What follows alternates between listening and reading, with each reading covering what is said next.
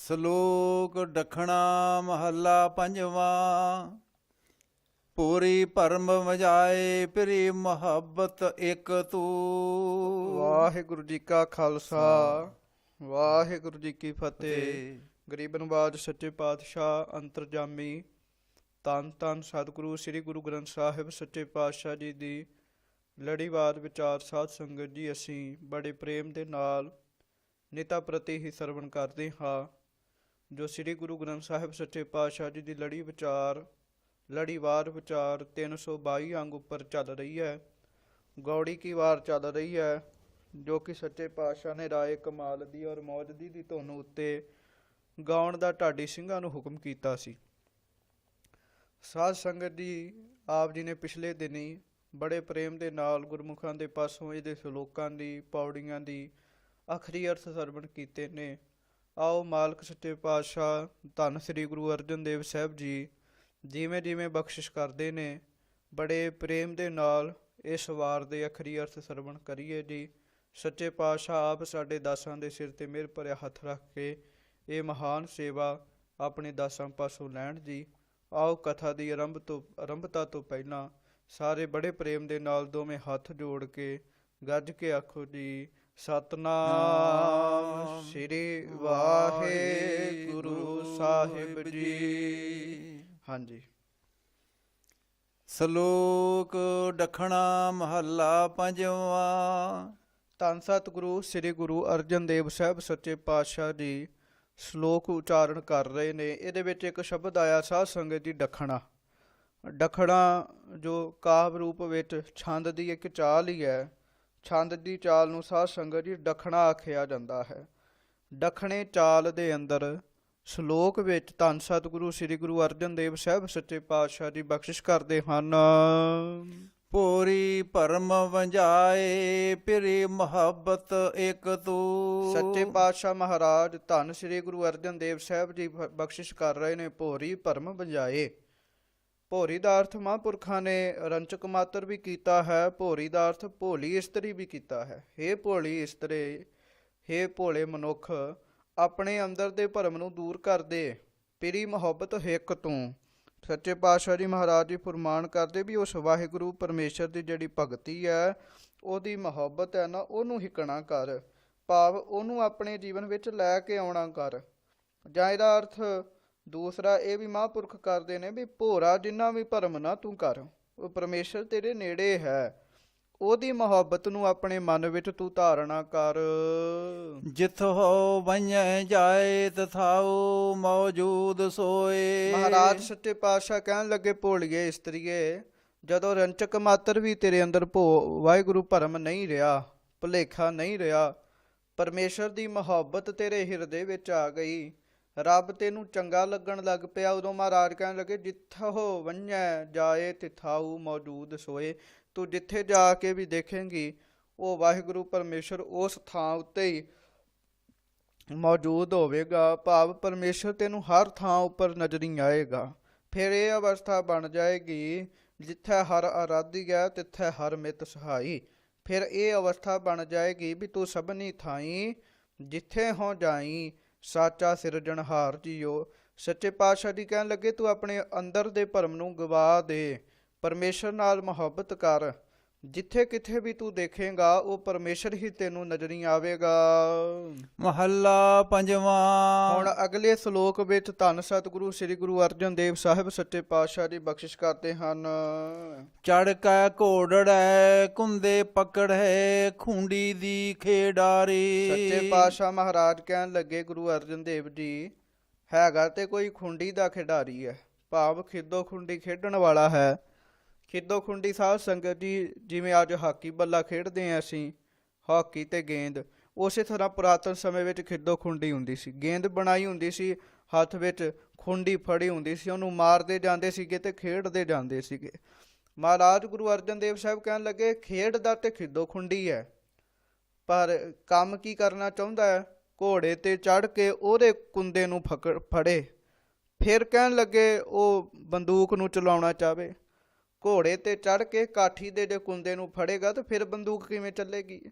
ਸੋ ਸੱਚੇ ਪਾਤਸ਼ਾਹ ਮਹਾਰਾਜ ਕਹਿਣ ਲੱਗੇ, ਮਨੁੱਖਾਂ ਦਾ ਸੁਭਾਅ ਐਸਾ ਹੀ ਹੈ ਤੇ ਖੁੰਡੀ ਦਾ ਖਿਡਾਰੀ, ਹੈ ਤੇ ਖਿੱਦੋ ਖੁੰਡੀ ਖੇਡਣ ਵਾਲਾ, ਪਰ ਘੋੜੇ ਉੱਤੇ ਚੜ੍ਹ ਕੇ ਕੁੰਦੇ ਨੂੰ ਫੜ ਕੇ ਤੇ ਬੰਦੂਕ ਚਲਾਉਣਾ ਚਾਹੁੰਦਾ ਹੈ।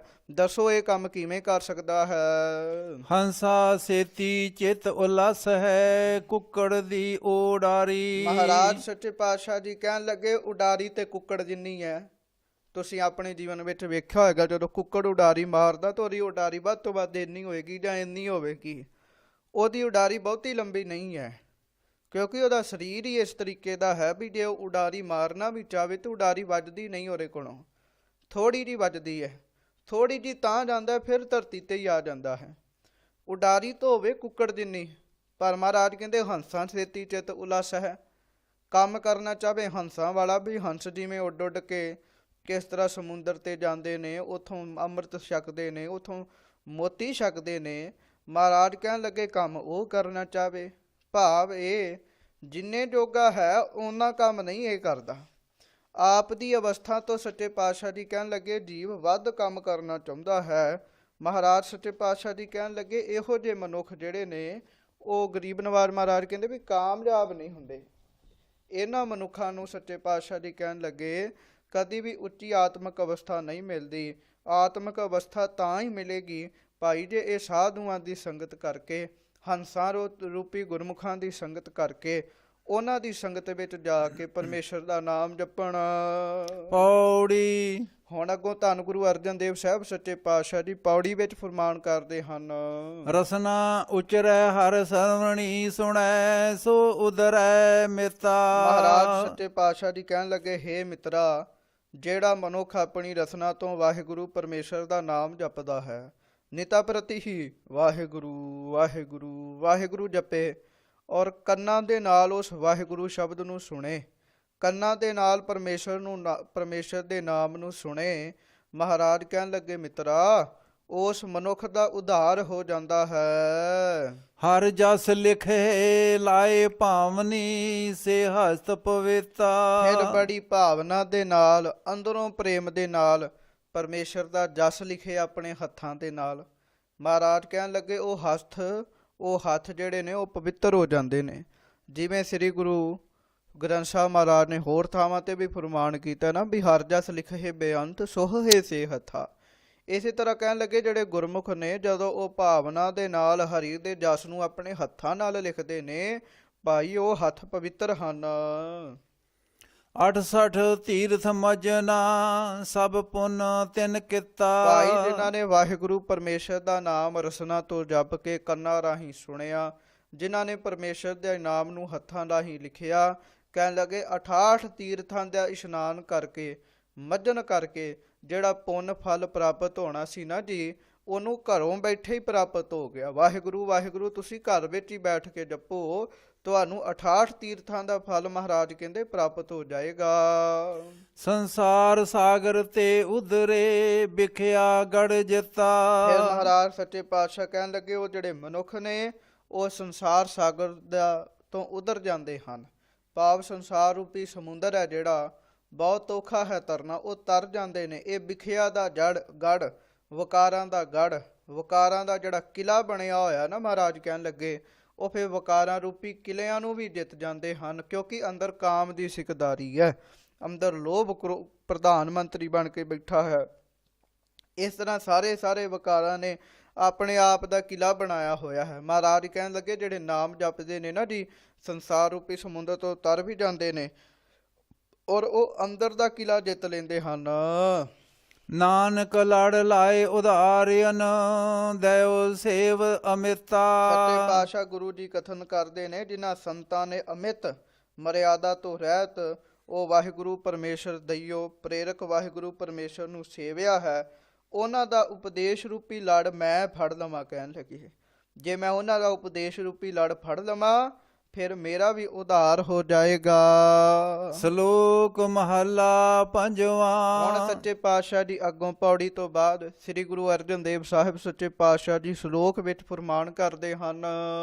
ਧੰਦੜੇ ਕੁਲਾਹ ਚਿਤ ਨ ਆਵੈ ਹੇਕੜੋ। ਸੱਚੇ ਪਾਤਸ਼ਾਹ ਜੀ ਮਹਾਰਾਜ ਕਹਿਣ ਲੱਗੇ ਹੇ ਭਾਈ, ਸੰਸਾਰਕ ਧੰਦਿਆਂ ਨੂੰ ਆਪਣੇ ਜੀਵਨ ਉਤੋਂ ਲਾਹ ਦੇ, ਸੰਸਾਰਕ ਕੰਮਾਂ ਨੂੰ ਦੂਰ ਕਰ ਦੇ ਆਪਣੇ ਆਪ ਤੋਂ। ਇਹ ਕੁਲਾਹ ਹਨ। ਲਾਹ ਤੋਂ ਭਾਵ ਲਾਭ ਤੇ ਸ਼ਬਦ ਅੱਗੇ ਲੱਗ ਗਿਆ। ਇਹਦਾ ਭਾਵ ਹੈ ਕੁਲਾਬ। ਕੁਲਾਬ ਕੀ ਹੁੰਦਾ? ਕੁਲਾਬ ਦਾ ਅਰਥ ਹੈ ਹਾਨੀ। ਇਹਨਾਂ ਵਿੱਚ ਹਾਨੀ ਹੁੰਦੀ ਹੈ। ਸੰਸਾਰਕ ਜਿਹੜੇ ਧੰਦੜੇ ਨੇ, ਇਹਨਾਂ ਵਿੱਚ ਬੰਦੇ ਨੇ ਚਿੱਤ ਲਾਇਆ ਹੋਇਆ ਹੈ। ਇਹਦੇ ਕੰਮਾਂ ਵਿੱਚ ਮਹਾਰਾਜ ਕਹਿਣ ਲੱਗੇ ਖੋਟਾ ਲਾਭ ਵੀ ਦੇਣ ਵਾਲੇ ਹਨ, ਹਾਨੀ ਦੇਣ ਵਾਲੇ ਹਨ। ਮਹਾਰਾਜ ਕਹਿਣ ਲੱਗੇ ਇਹਨਾਂ ਨਾਲ ਚਿੱਤ ਨਾ ਲਾ ਭਾਈ। ਭਾਵ ਕਿਹਦੇ ਨਾਲ ਚਿੱਤ ਲਾ? ਵਾਹਿਗੁਰੂ ਪਰਮੇਸ਼ਰ ਦੇ ਨਾਮ ਦੇ ਨਾਲ ਆਪਣਾ ਚਿੱਤ ਲਾ। ਨਾਨਕ ਸਈ ਤਨ ਫੁਟਨ ਜਿਨਾ ਸਾਈਂ ਵਿਸਰੈ। ਭਾਈ ਜਿਨ੍ਹਾਂ ਨੂੰ ਸਾਈਂ ਵਿਸਰ ਗਿਆ, ਪ੍ਰਾਣਾਪਤੀ ਵਾਹਿਗੁਰੂ ਵਿਸਰ ਗਿਆ, ਔਰ ਸੰਸਾਰਕ ਧੰਦਿਆਂ ਦੇ ਵਿੱਚ ਹੀ ਜਿਨ੍ਹਾਂ ਨੇ ਚਿੱਤ ਲਾ ਛੱਡਿਆ, ਮਹਾਰਾਜ ਸੱਚੇ ਪਾਤਸ਼ਾਹ ਜੀ ਕਹਿਣ ਲੱਗੇ ਉਹਨਾਂ ਦੇ ਜਿਹੜੇ ਤਨ ਨੇ ਉਹ ਫੁੱਟ ਜਾਂਦੇ ਹਨ। ਭਾਵ ਕਿ ਉਹਨਾਂ ਨੂੰ ਦੁੱਖ ਪ੍ਰਾਪਤ ਹੁੰਦੇ ਨੇ। ਉਹਨਾਂ ਦੇ ਸਰੀਰ ਨੂੰ ਵੀ ਦੁੱਖ ਲੱਗਦਾ, ਉਹਨਾਂ ਦੇ ਮਨ ਨੂੰ ਵੀ ਦੁੱਖ ਲੱਗਦਾ ਹੈ। ਇੱਥੋਂ ਤੱਕ ਮਹਾਂਪੁਰਖਾਂ ਨੇ ਦੱਸਿਆ ਵੀ ਜਿਨ੍ਹਾਂ ਨੂੰ ਸਾਈਂ ਵਿਸਰ ਜਾਵੇ ਨਾ, ਉਹਨਾਂ ਨੂੰ ਕੋੜ ਤੱਕ ਦਾ ਵੀ ਰੋਗ ਹੋ ਜਾਂਦਾ ਹੈ।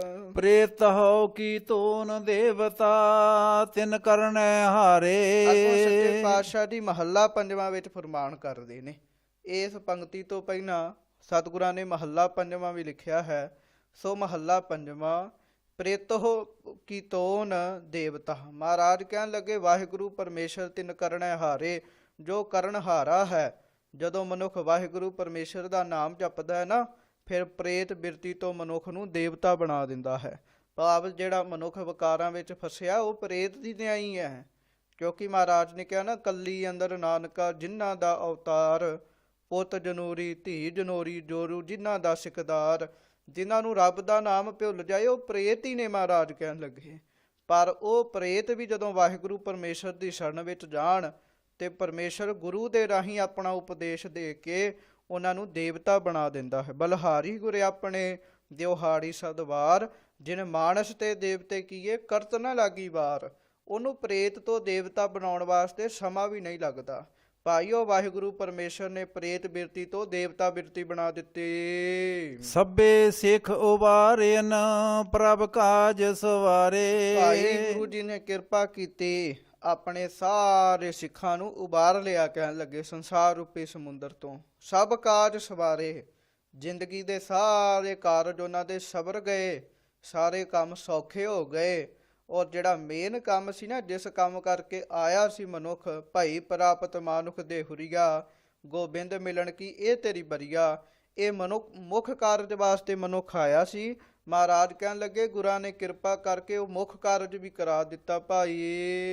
ਨਿੰਦਕ ਪਕੜ ਪਛਾੜਿਆਨ ਝੂਠੇ ਦਰਬਾਰੇ। ਤੇ ਨਿੰਦਕਾਂ ਨੂੰ ਦਰਬਾਰ ਵਿੱਚ ਝੂਠਾ ਕਰਕੇ ਵਾਹਿਗੁਰੂ ਪਰਮੇਸ਼ਰ ਨੇ ਪਛਾੜ ਦਿੱਤਾ। ਭਾਵ ਉਹਨਾਂ ਨੂੰ ਮਾਰਨਾ ਕੀਤਾ ਹੈ। ਨਾਨਕ ਕਾ ਪ੍ਰਭ ਵੱਡਾ ਹੈ ਆਪ ਸਾਜ ਸਵਾਰੇ। ਮਹਾਰਾਜ ਸੱਚੇ ਪਾਤਸ਼ਾਹ ਜੀ ਫਰਮਾਨ ਕਰਦੇ ਭਾਈ, ਸਾਡਾ ਵਾਹਿਗੁਰੂ ਪਰਮੇਸ਼ਰ ਬੜਾ ਹੀ ਵੱਡਾ ਹੈ, ਬੜਾ ਹੀ ਵੱਡਾ ਹੈ। ਆਪ ਹੀ ਉਸ ਮਨੁੱਖਾਂ ਨੂੰ ਸਾਜਦਾ ਹੈ, ਆਪੇ ਹੀ ਉਹਨਾਂ ਦੇ ਅੰਦਰ ਪ੍ਰਾਣ ਪਾ ਕੇ ਉਹਨਾਂ ਨੂੰ ਸਾਜਦਾ ਹੈ, ਫਿਰ ਆਪੇ ਉਹਨਾਂ ਨੂੰ ਸਵਾਰਦਾ ਵੀ ਹੈ। ਪ੍ਰੇਤ ਬਣਾ ਕੇ ਆਪੇ ਹੀ ਉਹਨਾਂ ਨੂੰ ਦੇਵਤਾ ਬਣਾਉਂਦਾ ਹੈ। ਇਸ ਕਰਕੇ ਭਾਈ ਉਹ ਵਾਹਿਗੁਰੂ ਪਰਮੇਸ਼ਰ ਜੋ ਹੈ ਉਹ ਬਹੁਤ ਹੀ ਵੱਡਾ ਹੈ। ਪੌੜੀ। ਹੁਣ ਅੰਦਰ ਪੌੜੀ ਦੇ ਅੰਦਰ ਧੰਨ ਸ੍ਰੀ ਗੁਰੂ ਅਰਜਨ ਦੇਵ ਸਾਹਿਬ ਸੱਚੇ ਪਾਤਸ਼ਾਹ ਜੀ ਫਰਮਾਨ ਕਰਦੇ ਹਨ। ਪ੍ਰਭ ਬੇਅੰਤ ਕਿਛ ਅੰਤ ਨਾਹੇ ਸਭ ਤਿਸੈ ਕਰਣਾ। ਮਹਾਰਾਜ ਸੱਚੇ ਪਾਤਸ਼ਾਹ ਜੀ ਪ੍ਰਭੂ ਨੂੰ ਬੇਅੰਤ ਕਹਿ ਰਹੇ ਨੇ, ਤੇ ਨਾਲੇ ਬੇਅੰਤ ਦੇ ਅਰਥ ਵੀ ਕਰ ਦਿੱਤੇ ਵੀ ਜਿਹਦਾ ਅੰਤ ਕੁਛ ਵੀ ਨਹੀਂ ਪਾਇਆ ਜਾ ਸਕਦਾ। ਪ੍ਰਭ ਬੇਅੰਤ ਕਿਛ ਅੰਤ ਨਾਹੇ, ਵਾਹਿਗੁਰੂ ਪਰਮੇਸ਼ਰ ਬੇਅੰਤ ਹੈ, ਉਹਦਾ ਕੋਈ ਵੀ ਅੰਤ ਨਹੀਂ ਪਾ ਸਕਦਾ। ਸਭ ਤਿਸੈ ਕਰਨਾ, ਇਹ ਜਿਤਨਾ ਵੀ ਸੰਸਾਰ ਹੈ ਇਹ ਵਾਹਿਗੁਰੂ ਪਰਮੇਸ਼ਰ ਦੀ ਕਿਰਪਾ ਦੇ ਦੁਆਰਾ ਹੀ ਬਣਿਆ ਹੋਇਆ। ਸਾਰੇ ਕਰਨਾ, ਸਾਰੇ ਕਰਤੱਵ ਉਸ ਵਾਹਿਗੁਰੂ ਪਰਮੇਸ਼ਰ ਦੇ ਆਪਣੇ ਹੀ ਹਨ। ਅਗੰਮ ਅਗੋਚਰ ਸਾਹਿਬੋ ਜੀਆਂ ਕਾ ਪਰਣਾ। ਭਾਈ ਵਾਹਿਗੁਰੂ ਪਰਮੇਸ਼ਰ ਅਗਮ ਹੈ। ਅਗਮ ਕਿਵੇਂ ਹੈ? ਮਨ ਕਰਕੇ ਅਗਮ ਹੈ, ਇੰਦਰੀਆਂ ਕਰਕੇ ਅਵਿਸ਼ੇ ਹੈ। ਭਾਵ ਮਨ ਕਰਕੇ ਪਰਮੇਸ਼ਰ ਤੱਕ ਪਹੁੰਚ ਨਹੀਂ ਹੋ ਸਕਦੀ, ਗਮਤਾ ਨਹੀਂ ਹੋ ਸਕਦੀ। ਅਗੋਚਰ ਹੈ ਔਰ ਸਾਧ ਸੰਗਤ ਦੀ ਇੰਦਰੀਆਂ ਕਰਕੇ ਉਹ ਅਵਿਸ਼ੇ ਹੈ। ਕਹਿਣ ਲੱਗੇ ਸਭ ਜੀਵਾਂ ਨੂੰ ਜਿਹੜੇ ਪਰਮੇਸ਼ਰ ਦਾ ਨਾਮ ਜਪਦੇ ਨੇ ਉਹ ਸਾਰੇ ਜੀਵਾਂ ਨੂੰ ਵਾਹਿਗੁਰੂ ਪਰਮੇਸ਼ਰ ਜੀ ਦਾ ਹੀ ਆਸਰਾ ਹੈ। ਹਸਤ ਦੇ ਪ੍ਰਤਪਾਲ ਦਾ ਭਰਨ ਪੋਖਣ ਕਰਨਾ। ਭਾਈ ਉਹ ਕਿੰਨਾ ਵੱਡਾ ਹੈ, ਕਹਿਣ ਲੱਗੇ ਸਭ ਜੀਵਾਂ ਨੂੰ ਹੱਥ ਦੇ ਕੇ ਉਹ ਪਾਲ ਰਿਹਾ ਹੈ, ਸਭ ਨੂੰ ਹੀ ਪਾਲਦਾ ਹੈ। ਭਰਨ ਪੋਖਣ ਕਰਨਾ, ਇਹਦਾ ਭਾਵ ਹੈ ਭਰ ਕੇ, ਭਾਵ ਉਹਨਾਂ ਨੂੰ ਪ੍ਰਸ਼ਾਦਾ ਛਕਾਉਂਦਾ ਹੈ, ਉਹਨਾਂ ਨੂੰ ਖਾਣ ਵਾਸਤੇ ਤਰ੍ਹਾਂ ਤਰ੍ਹਾਂ ਦੇ ਪਦਾਰਥ ਦੇ ਕੇ ਉਹਨਾਂ ਨੂੰ ਪਾਲ ਰਿਹਾ ਹੈ। ਮਿਹਰਵਾਨ ਬਖਸ਼ੇਂਦੇ ਆਪ ਜਪ ਸੱਚੇ ਤਰਣਾ। ਉਹ ਵਾਹਿਗੁਰੂ ਪਰਮੇਸ਼ਰ ਮਿਹਰਬਾਨ ਹੈ, ਕਿਸੇ ਦੇ ਔਗੁਣ ਵੀ ਨਹੀਂ ਦੇਖਦਾ, ਫਿਰ ਵੀ ਉਹ ਤੇ ਮਿਹਰ ਕਰ ਦਿੰਦਾ ਹੈ, ਔਗੁਣਾਂ ਨੂੰ ਬਖਸ਼ਣ ਵਾਲਾ ਹੈ। ਕਹਿਣ ਲੱਗੇ ਭਾਈ ਜਿਹੜਾ ਉਹਦਾ ਨਾਮ ਜਪਦੇ ਨੇ ਉਹ ਸੰਸਾਰ ਰੂਪੀ ਸਮੁੰਦਰ ਤੋਂ ਤਰ ਜਾਂਦੇ ਹਨ। ਜੋ ਤੁਧ ਭਾਵੇ ਸੋ ਭਲਾ ਨਾਨਕ ਦਾਸ ਸਰਣਾ। ਇਹੋ ਜਿਹੇ ਵਾਹਿਗੁਰੂ ਪਰਮੇਸ਼ਰ ਦੇ ਬਾਰੇ ਧੰਨ ਗੁਰੂ ਅਰਜਨ ਦੇਵ ਸਾਹਿਬ ਸੱਚੇ ਪਾਤਸ਼ਾਹ ਜੀ ਫਰਮਾਨ ਕਰਦੇ ਵੀ ਹੇ ਵਾਹਿਗੁਰੂ ਜੀ, ਜੋ ਤੁਧ ਭਾਵੈ ਸੋ ਭਲਾ, ਜੋ ਤੁਹਾਨੂੰ ਚੰਗਾ ਲੱਗਦਾ ਉਹੀ ਭਲਾ ਹੈ, ਉਹੀ ਸਾਡੇ ਜੀਵਾਂ ਵਾਸਤੇ ਕਲਿਆਣਕਾਰੀ ਹੈ। ਨਾਨਕ ਦਾਸ ਸਰਣਾ, ਮੈਂ ਨਾਨਕ ਆਪ ਜੀ ਦੀ ਸ਼ਰਨ ਵਿੱਚ ਆਇਆ ਹਾਂ। ਸ਼ਲੋਕ ਮਹੱਲਾ ਪੰਜਵਾਂ। ਹੁਣ ਧੰਨ ਸਤਿਗੁਰੂ ਸ੍ਰੀ ਗੁਰੂ ਅਰਜਨ ਦੇਵ ਜੀ ਅਗਲੇ ਸ਼ਲੋਕ ਦੇ ਵਿੱਚ ਫਰਮਾਨ ਕਰਦੇ ਹਨ। ਤਿੰਨਾ ਭੁੱਖ ਨਾ ਕਾਰਹੀ ਜਿਸ ਦਾ ਪ੍ਰਭ ਹੈ ਸੋਏ। ਭਾਈ ਜਿਨ੍ਹਾਂ ਦਾ ਵਾਹਿਗੁਰੂ ਪਰਮੇਸ਼ਰ ਆਪ ਰਾਖਾ ਬਣ ਜਾਏ, ਜਿਨ੍ਹਾਂ ਦਾ ਪਰਮੇਸ਼ਰ ਆਪ ਮਿੱਤਰ ਬਣ ਜਾਏ, ਜਿਹੜੇ ਵਾਹਿਗੁਰੂ ਪਰਮੇਸ਼ਰ ਦੇ ਚਰਨੀ ਲੱਗ ਜਾਣ, ਮਹਾਰਾਜ ਸੱਚੇ ਪਾਤਸ਼ਾਹ ਜੀ ਕਹਿੰਦੇ ਉਹਨਾਂ ਨੂੰ ਕਿਸੇ ਵੀ ਪ੍ਰਕਾਰ ਦੀ ਭੁੱਖ ਨਹੀਂ ਰਹਿੰਦੀ, ਕਿਉਂਕਿ ਸਾਚਾ ਨਾਮ ਮੇਰਾ ਆਧਾਰੋ, ਸਾਚ ਨਾਮ ਆਧਾਰ ਮੇਰਾ, ਜਿਨ ਭੁੱਖਾਂ ਸਭ ਗਵਾਈਆਂ, ਜਿਸ ਨਾਮ ਨੇ ਸਾਰੀਆਂ ਭੁੱਖਾਂ ਹੀ ਗਵਾ ਦਿੱਤੀਆਂ। ਮਹਾਰਾਜ ਕਹਿੰਦੇ ਦੱਸੋ ਜਿਹੜਾ ਪਰਮੇਸ਼ਰ ਦੀ ਸ਼ਰਨ ਵਿੱਚ ਚਲੇ ਗਿਆ, ਜਿਨਨੇ ਪਰਮੇਸ਼ਰ ਨੂੰ ਹੀ ਆਪਣਾ ਮਿੱਤਰ ਬਣਾ ਲਿਆ, ਉਹਨੂੰ ਮਹਾਰਾਜ ਸੱਚੇ ਪਾਤਸ਼ਾਹ ਜੀ ਕਹਿਣ ਲੱਗੇ ਹੈ ਵੀ ਉਹਨੂੰ ਕਿਸੇ ਚੀਜ਼ ਦੀ ਵੀ ਭੁੱਖ ਨਹੀਂ ਰਹਿੰਦੀ। ਨਾਨਕ ਚਰਨੀ ਲੱਗਿਆ ਉਦਰੈ ਸਭੋ ਕੋਏ। ਕਹਿਣ ਲੱਗੇ ਉਹ ਜੇ ਵਾਹਿਗੁਰੂ ਪਰਮੇਸ਼ਰ ਦੇ ਜਿਹੜਾ ਚਰਨੀ ਲੱਗ ਜਾਏ ਨਾ, ਭਾਵ ਉਹਦਾ ਜਿਹੜਾ ਨਾਮ ਜਪਣ ਲੱਗ ਪਏ, ਉਹ ਫਿਰ ਕਿਸੇ ਵੀ ਪ੍ਰਕਾਰ ਦਾ ਹੋਵੇ, ਕਿਸੇ ਵੀ ਜਾਤ ਬਰਾਦਰੀ ਦਾ ਹੋਵੇ, ਉੱਚਾ ਹੋਵੇ ਨੀਵਾਂ ਹੋਵੇ, ਮਹਾਰਾਜ ਕਹਿੰਦੇ ਫਿਰ ਭਾਈ ਸਾਰਿਆਂ ਹੀ ਉਹਦੇ ਨਾਮ ਜਪਿਆ ਉਹ ਉਧਰ ਜਾਂਦੇ ਹਨ। ਮਹੱਲਾ ਪੰਜਵਾਂ। ਸਤਿਗੁਰੂ ਸ੍ਰੀ ਗੁਰੂ ਅਰਜਨ ਦੇਵ ਸਾਹਿਬ ਸੱਚੇ ਪਾਤਸ਼ਾਹ ਦੀ ਬਖਸ਼ਿਸ਼ ਕਰਦੇ ਹਨ। ਜਾਚਕ ਮੰਗੈ ਨਿਤ ਨਾਮ ਸਾਹਿਬ ਕਰੇ ਕਬੂਲ। ਕਹਿਣ ਲੱਗੇ ਜਿਹੜਾ ਜਾਚਕ ਹੈ ਨਾ, ਜਿਹੜਾ ਮੰਗਤਾ ਹੈ, ਉਹ ਨਿਤਾ ਪ੍ਰਤੀ ਆਪਣੇ ਸਾਹਿਬ ਦੇ ਕੋਲੋਂ ਨਾਮ ਹੀ ਮੰਗੇ, ਨਾਮ ਹੀ ਮੰਗੇ। ਕਹਿਣ ਲੱਗੇ ਕਦੀ ਨਾ ਕਦੀ ਤੇ ਸਾਹਿਬ ਕਬੂਲ ਕਰ ਹੀ ਲੈਂਦੇ ਨੇ ਨਾ। ਜਦੋਂ ਤੁਸੀਂ ਨਿਤ ਨਾਮ ਦੀ ਦਾਤ ਮੰਗੋਗੇ ਨਾ, ਵਾਹਿਗੁਰੂ ਜੀ ਸਾਨੂੰ ਨਾਮ ਦੀ ਦਾਤ ਬਖਸ਼ੋ, ਤੇ ਸਾਹਿਬ ਕਰੇ ਕਬੂਲ, ਅਖੀਰ ਸਾਹਿਬ ਕਬੂਲ ਕਰ ਹੀ ਲੈਂਦੇ ਹਨ। ਨਾਨਕ ਪਰਮੇਸ਼ਰ ਜਜਮਾਨ ਤਿਸ ਹੈ ਭੁੱਖ ਨਾ ਮੂਲ। ਮਹਾਰਾਜ ਕਹਿਣ ਲੱਗੇ ਭਾਈ ਜਿਨ੍ਹਾਂ ਦਾ ਵਾਹਿਗੁਰੂ ਪਰਮੇਸ਼ਰ ਆਪ ਜਜਮਾਨ ਬਣ ਜਾਏ, ਭਾਵ ਜਿਨ੍ਹਾਂ ਦਾ ਮਾਲਕ ਉਹ ਆਪ ਹੀ ਬਣ ਜਾਵੇ, ਤੇ ਜਿਹੜੇ ਪਰਮੇਸ਼ਰ ਦੇ ਦਾਸ ਬਣ ਜਾਣ, ਤਿਸ ਹੈ ਭੁੱਖ ਨਾ ਮੂਲ, ਉਹਨਾਂ ਨੂੰ ਕਦਾਚਿਤ, ਉਹਨਾਂ ਨੂੰ ਕਦੇ ਵੀ ਮੂਲ ਜਿੰਨੀ ਵੀ ਥੋੜੀ ਜਿੰਨੀ ਵੀ ਭੁੱਖ ਨਹੀਂ ਰਹਿੰਦੀ। ਮਨ ਰਤਾ ਗੋਬਿੰਦ ਸੰਗ ਸੱਚ ਭੋਜਨ ਜੋੜੇ। ਇਹਦੇ ਤੋਂ ਅੱਗੇ ਸਾਧ ਸੰਗਤ ਜੀ ਸ੍ਰੀ ਗੁਰੂ ਅਰਜਨ ਦੇਵ ਜੀ ਪੌੜੀ ਫਰਮਾਨ ਕਰਦੇ ਨੇ। ਪੌੜੀ ਕੋਈ ਗੱਲ ਨਹੀਂ, ਮਹਾਰਾਜ ਸੱਚੇ ਪਾਤਸ਼ਾਹ ਕਹਿੰਦੇ ਪੌੜੀ ਮਨ ਰਤਾ ਗੋਬਿੰਦ ਸੰਗ ਸੱਚ ਭੋਜਨ ਜੋੜੇ। ਭਾਈ ਜਿਹੜੇ ਪਰਮੇਸ਼ਰ ਦਾ ਨਾਮ ਜਪਦੇ ਨੇ ਨਾ, ਉਹਨਾਂ ਦਾ ਮਨ ਜਿਹੜਾ ਉਹ ਪਰਮੇਸ਼ਰ ਦੇ ਨਾਮ ਨਾਲ ਤਦਾਕਾਰ ਹੋ ਜਾਂਦਾ ਹੈ, ਪਰਮੇਸ਼ਰ ਦੇ ਨਾਮ ਨਾਲ ਰਤਿਆ ਜਾਂਦਾ ਹੈ। ਸੱਚਾ ਭੋਜਨ ਭਾਵ ਵਾਹਿਗੁਰੂ ਪਰਮੇਸ਼ਰ ਦਾ ਨਾਮ ਜਪਣਾ ਉਹਨਾਂ ਵਾਸਤੇ ਸੱਚਾ ਭੋਜਨ ਹੈ। ਇਹੋ ਹੀ ਜੋੜੇ ਨੇ, ਇਹੋ ਹੀ ਕੱਪੜੇ ਹਨ। ਪ੍ਰੀਤ ਲੱਗੀ ਹਰ ਨਾਮ ਸਿਓ ਇਹ ਹਸਤੀ ਘੋੜੇ। ਭਾਈ ਉਹਨਾਂ ਦੀ ਜਿਹੜੀ ਪ੍ਰੀਤ ਹੈ ਉਹ ਵਾਹਿਗੁਰੂ ਪਰਮੇਸ਼ਰ ਦੇ ਨਾਮ ਨਾਲ ਲੱਗ ਜਾਂਦੀ ਹੈ। ਮਹਾਰਾਜ ਕਹਿੰਦੇ ਜਿਨ੍ਹਾਂ ਦੀ ਪ੍ਰੀਤ ਨਾਮ ਦੇ ਨਾਲ ਲੱਗੀ ਹੋਵੇ ਨਾ, ਉਹਨਾਂ ਦੇ ਨਾਮ ਹੀ ਹਸਤੀ ਘੋੜੇ ਹਨ। ਹਾਥੀ ਵੀ ਉਹਨਾਂ ਦਾ ਪਰਮੇਸ਼ਰ ਦਾ ਨਾਮ ਹੀ ਹੈ, ਘੋੜਾ ਵੀ ਉਹਨਾਂ ਦਾ ਪਰਮੇਸ਼ਰ ਦਾ ਨਾਮ ਹੀ ਹੈ। ਤੇ ਮਹਾਂਪੁਰਖ ਦੇ ਇਹ ਵੀ ਅਰਥ ਕਰਦੇ ਨੇ, ਉਹ ਕਹਿੰਦੇ ਨੇ ਵੀ ਜਿਨ੍ਹਾਂ ਦੇ ਅੰਦਰ ਨਾਮ ਵਸ ਜਾਏ ਨਾ, ਹਸਤੀ ਘੋੜੇ ਉਹਨਾਂ ਦੇ ਅੱਗੇ ਪਿੱਛੇ ਫਿਰੇ ਰਹਿੰਦੇ ਨੇ, ਵੱਡੀਆਂ ਵੱਡੀਆਂ ਸਵਾਰੀਆਂ ਉਹਨਾਂ ਦੇ ਅੱਗੇ ਪਿੱਛੇ ਹਨ। ਰਾਜ ਮਿਲਖ ਖੁਸ਼ੀਆ ਕਣੀ ਧਿਆਏ ਮੁਖ ਨਾ ਮੋੜੇ। ਕਹਿਣ ਲੱਗੇ ਜਿਹੜੇ ਵਾਹਿਗੁਰੂ ਪਰਮੇਸ਼ਰ ਨੂੰ ਧਿਆਉਂਦੇ ਹਨ, ਮੁਖ ਨਹੀਂ ਮੋੜਦੇ, ਉਦਮ ਕਰਕੇ ਪਰਮੇਸ਼ਰ ਦੀ ਬੰਦਗੀ ਕਰਦੇ ਹਨ, ਨਾਮ ਜਪਦੇ ਹਨ, ਫਿਰ ਰਾਜ ਪ੍ਰਾਪਤ ਹੁੰਦਾ ਹੈ, ਮਿਲਕ ਪ੍ਰਾਪਤ ਹੁੰਦੀ ਹੈ, ਜਗੀਰਦਾਰੀਆਂ ਤੇ ਘਣੀਆਂ ਹੀ ਖੁਸ਼ੀਆਂ ਉਹਨਾਂ ਨੂੰ ਪ੍ਰਾਪਤ ਹੁੰਦੀਆਂ ਹਨ। ਢਾਡੀ ਦਰ ਪ੍ਰਭ ਮੰਗਣਾ ਦਰ ਕਦੇ ਨਾ ਛੋੜੇ। ਤੇ ਵਾਰਾਂ ਨੂੰ ਗਾਉਣ ਵਾਲੇ ਸਾਧ ਸੰਗਤ ਜੀ ਢਾਡੀ ਹੁੰਦੇ ਨੇ, ਇਹ ਗੱਲ ਆਪ ਜੀ ਪੱਕਾ ਮਨ ਵਿੱਚ ਰੱਖਿਓ। ਜਿਹੜੇ ਵਾਰ ਗਾਉਂਦੇ ਨੇ ਉਹ ਢਾਡੀ ਹੁੰਦੇ ਨੇ। ਮਹਾਰਾਜ ਕਹਿਣ ਲੱਗੇ ਮੈਂ ਢਾਡੀ, ਇਹ ਪਰਮੇਸ਼ਰ ਦੀ ਸਿਫਤ ਵਿੱਚ ਇਹ ਵਾਰ ਉਚਾਰਨ ਕੀਤੀ ਹੈ। ਤੇ ਢਾਡੀ ਦਰ ਪ੍ਰਭ ਮੰਗਣਾ ਦਰ ਕਦੇ ਨਾ ਛੋੜੇ। ਕਹਿਣ ਲੱਗੇ ਮੈਂ ਤੁਹਾਡੇ ਦਰ ਤੇ ਬੈਠਾ ਨਾਮ ਦੀ ਦਾਤ ਮੰਗ ਰਿਹਾ ਹਾਂ, ਤੁਹਾਨੂੰ ਮੰਗ ਰਿਹਾ ਹਾਂ। ਜਿੰਨਾ ਚਿਰ ਤੱਕ ਤੁਸੀਂ ਮੈਨੂੰ ਮਿਲਦੇ ਨਹੀਂ, ਜਿੰਨਾ ਚਿਰ ਤੱਕ ਤੁਹਾਡੇ ਨਾਮ ਦੀ ਦਾਤ ਨਹੀਂ ਮਿਲਦੀ, ਮੈਂ ਤੁਹਾਡੇ ਦਰ ਨੂੰ ਕਦੀ ਵੀ ਛੱਡਾਂਗਾ ਨਹੀਂ। ਨਾਨਕ ਮਨ ਤਨ ਚਾਓ ਇਹੋ ਨਿਤ ਪ੍ਰਭ ਕਉ ਲੋੜੇ। ਮਹਾਰਾਜ ਕਹਿਣ ਲੱਗੇ ਮੇਰੇ ਮਨ ਦਾ ਵੀ ਚਾਹ ਹੈ ਤੇ ਮੇਰੇ ਤਨ ਦਾ ਵੀ ਚਾਹ ਹੈ। ਮੇਰੇ ਮਨ ਤੇ ਤਨ ਦਾ ਇਹੋ ਹੀ ਚਾਹ ਹੈ ਵੀ ਨਿਤ ਪ੍ਰਭ ਕੋ ਲੋੜੇ। ਮੈਂ ਨਿਤਾ ਪ੍ਰਤੀ ਹੀ ਤੁਹਾਨੂੰ ਹੀ ਲੋੜਦਾ ਹਾਂ, ਤੁਹਾਨੂੰ ਹੀ ਚਾਹੁੰਦਾ ਹਾਂ। ਵੇਖੋ ਗੁਰੂ ਅਰਜਨ ਦੇਵ ਸਾਹਿਬ ਦੀ ਕਿੱਡੀ ਸੋਹਣੀ ਮੰਗ ਹੈ ਸਾਧ ਸੰਗਤ ਜੀ।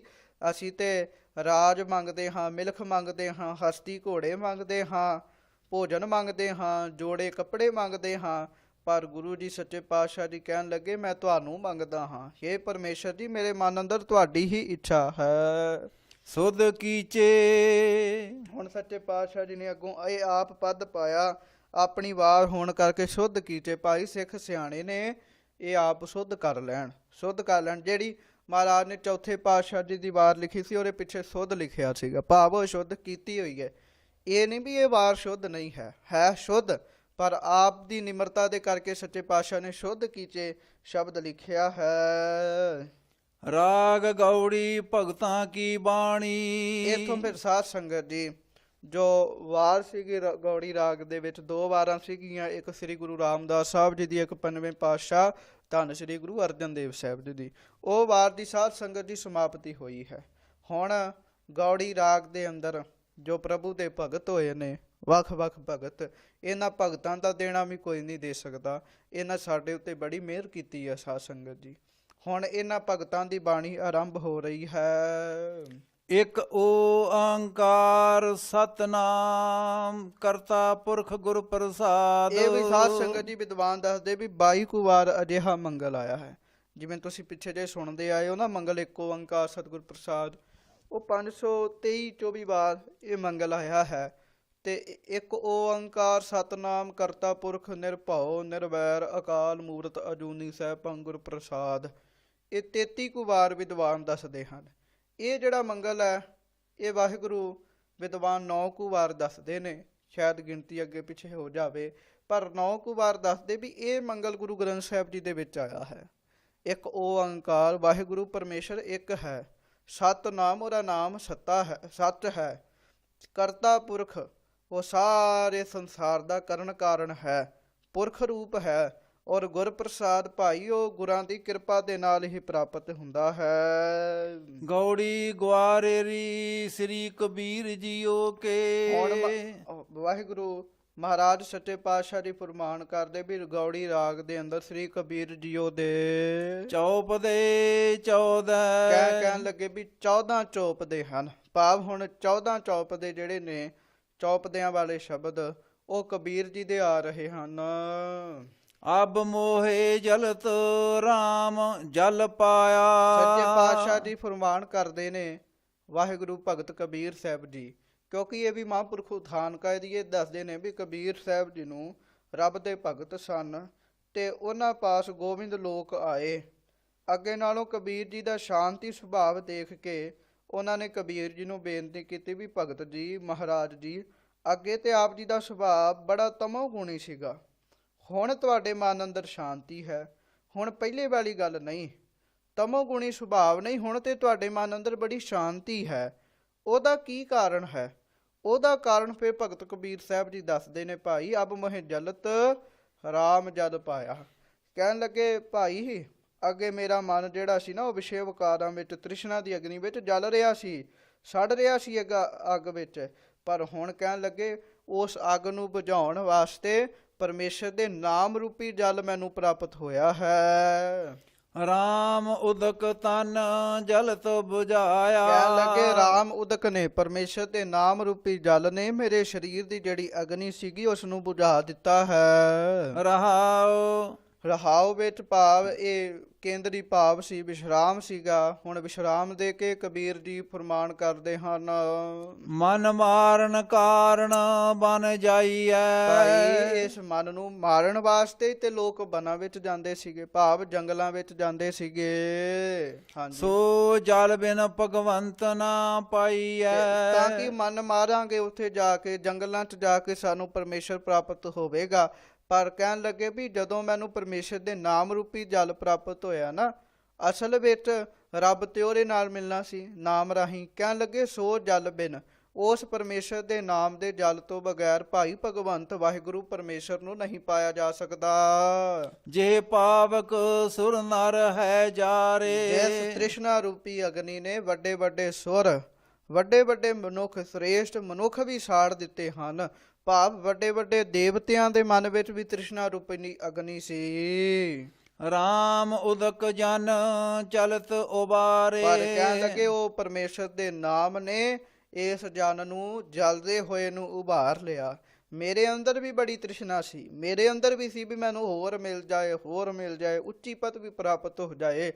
ਪਰ ਜਦੋਂ ਰਾਮ ਰੂਪੀ ਉਦਕ ਮੈਨੂੰ ਪ੍ਰਾਪਤ ਹੋ ਗਿਆ ਤੇ ਪਰਮੇਸ਼ਰ ਨੇ ਤ੍ਰਿਸ਼ਨਾ ਬੁਝਾ ਕੇ ਮੈਨੂੰ ਉਭਾਰ ਲਿਆ। ਭਵ ਸਾਗਰ ਸੁਖ ਸਾਗਰ ਮਾਹੀ। ਇਹਦੇ ਤੋਂ ਅੱਗੇ ਭਗਤ ਕਬੀਰ ਸਾਹਿਬ ਜੀ ਜੋ ਫਰਮਾਨ ਕਰਦੇ ਹਨ ਕਿ ਭਵ ਸਾਗਰ ਸੁਖ ਸਾਗਰ ਮਾਹੀ। ਭਵ ਸਾਗਰ ਮਾਹੀ ਭਾਵ ਕਿ ਸੰਸਾਰ ਰੂਪੀ ਜਿਹੜਾ ਸਮੁੰਦਰ ਹੈ, ਕਹਿਣ ਲੱਗੇ ਇਹਦੇ ਵਿੱਚ ਜੇ ਕੁਝ ਸੁਖ ਹੈ ਉਹ ਭਾਈ ਪਰਮੇਸ਼ਰ ਦੇ ਨਾਮ ਦਾ ਹੀ ਸੁਖ ਹੈ।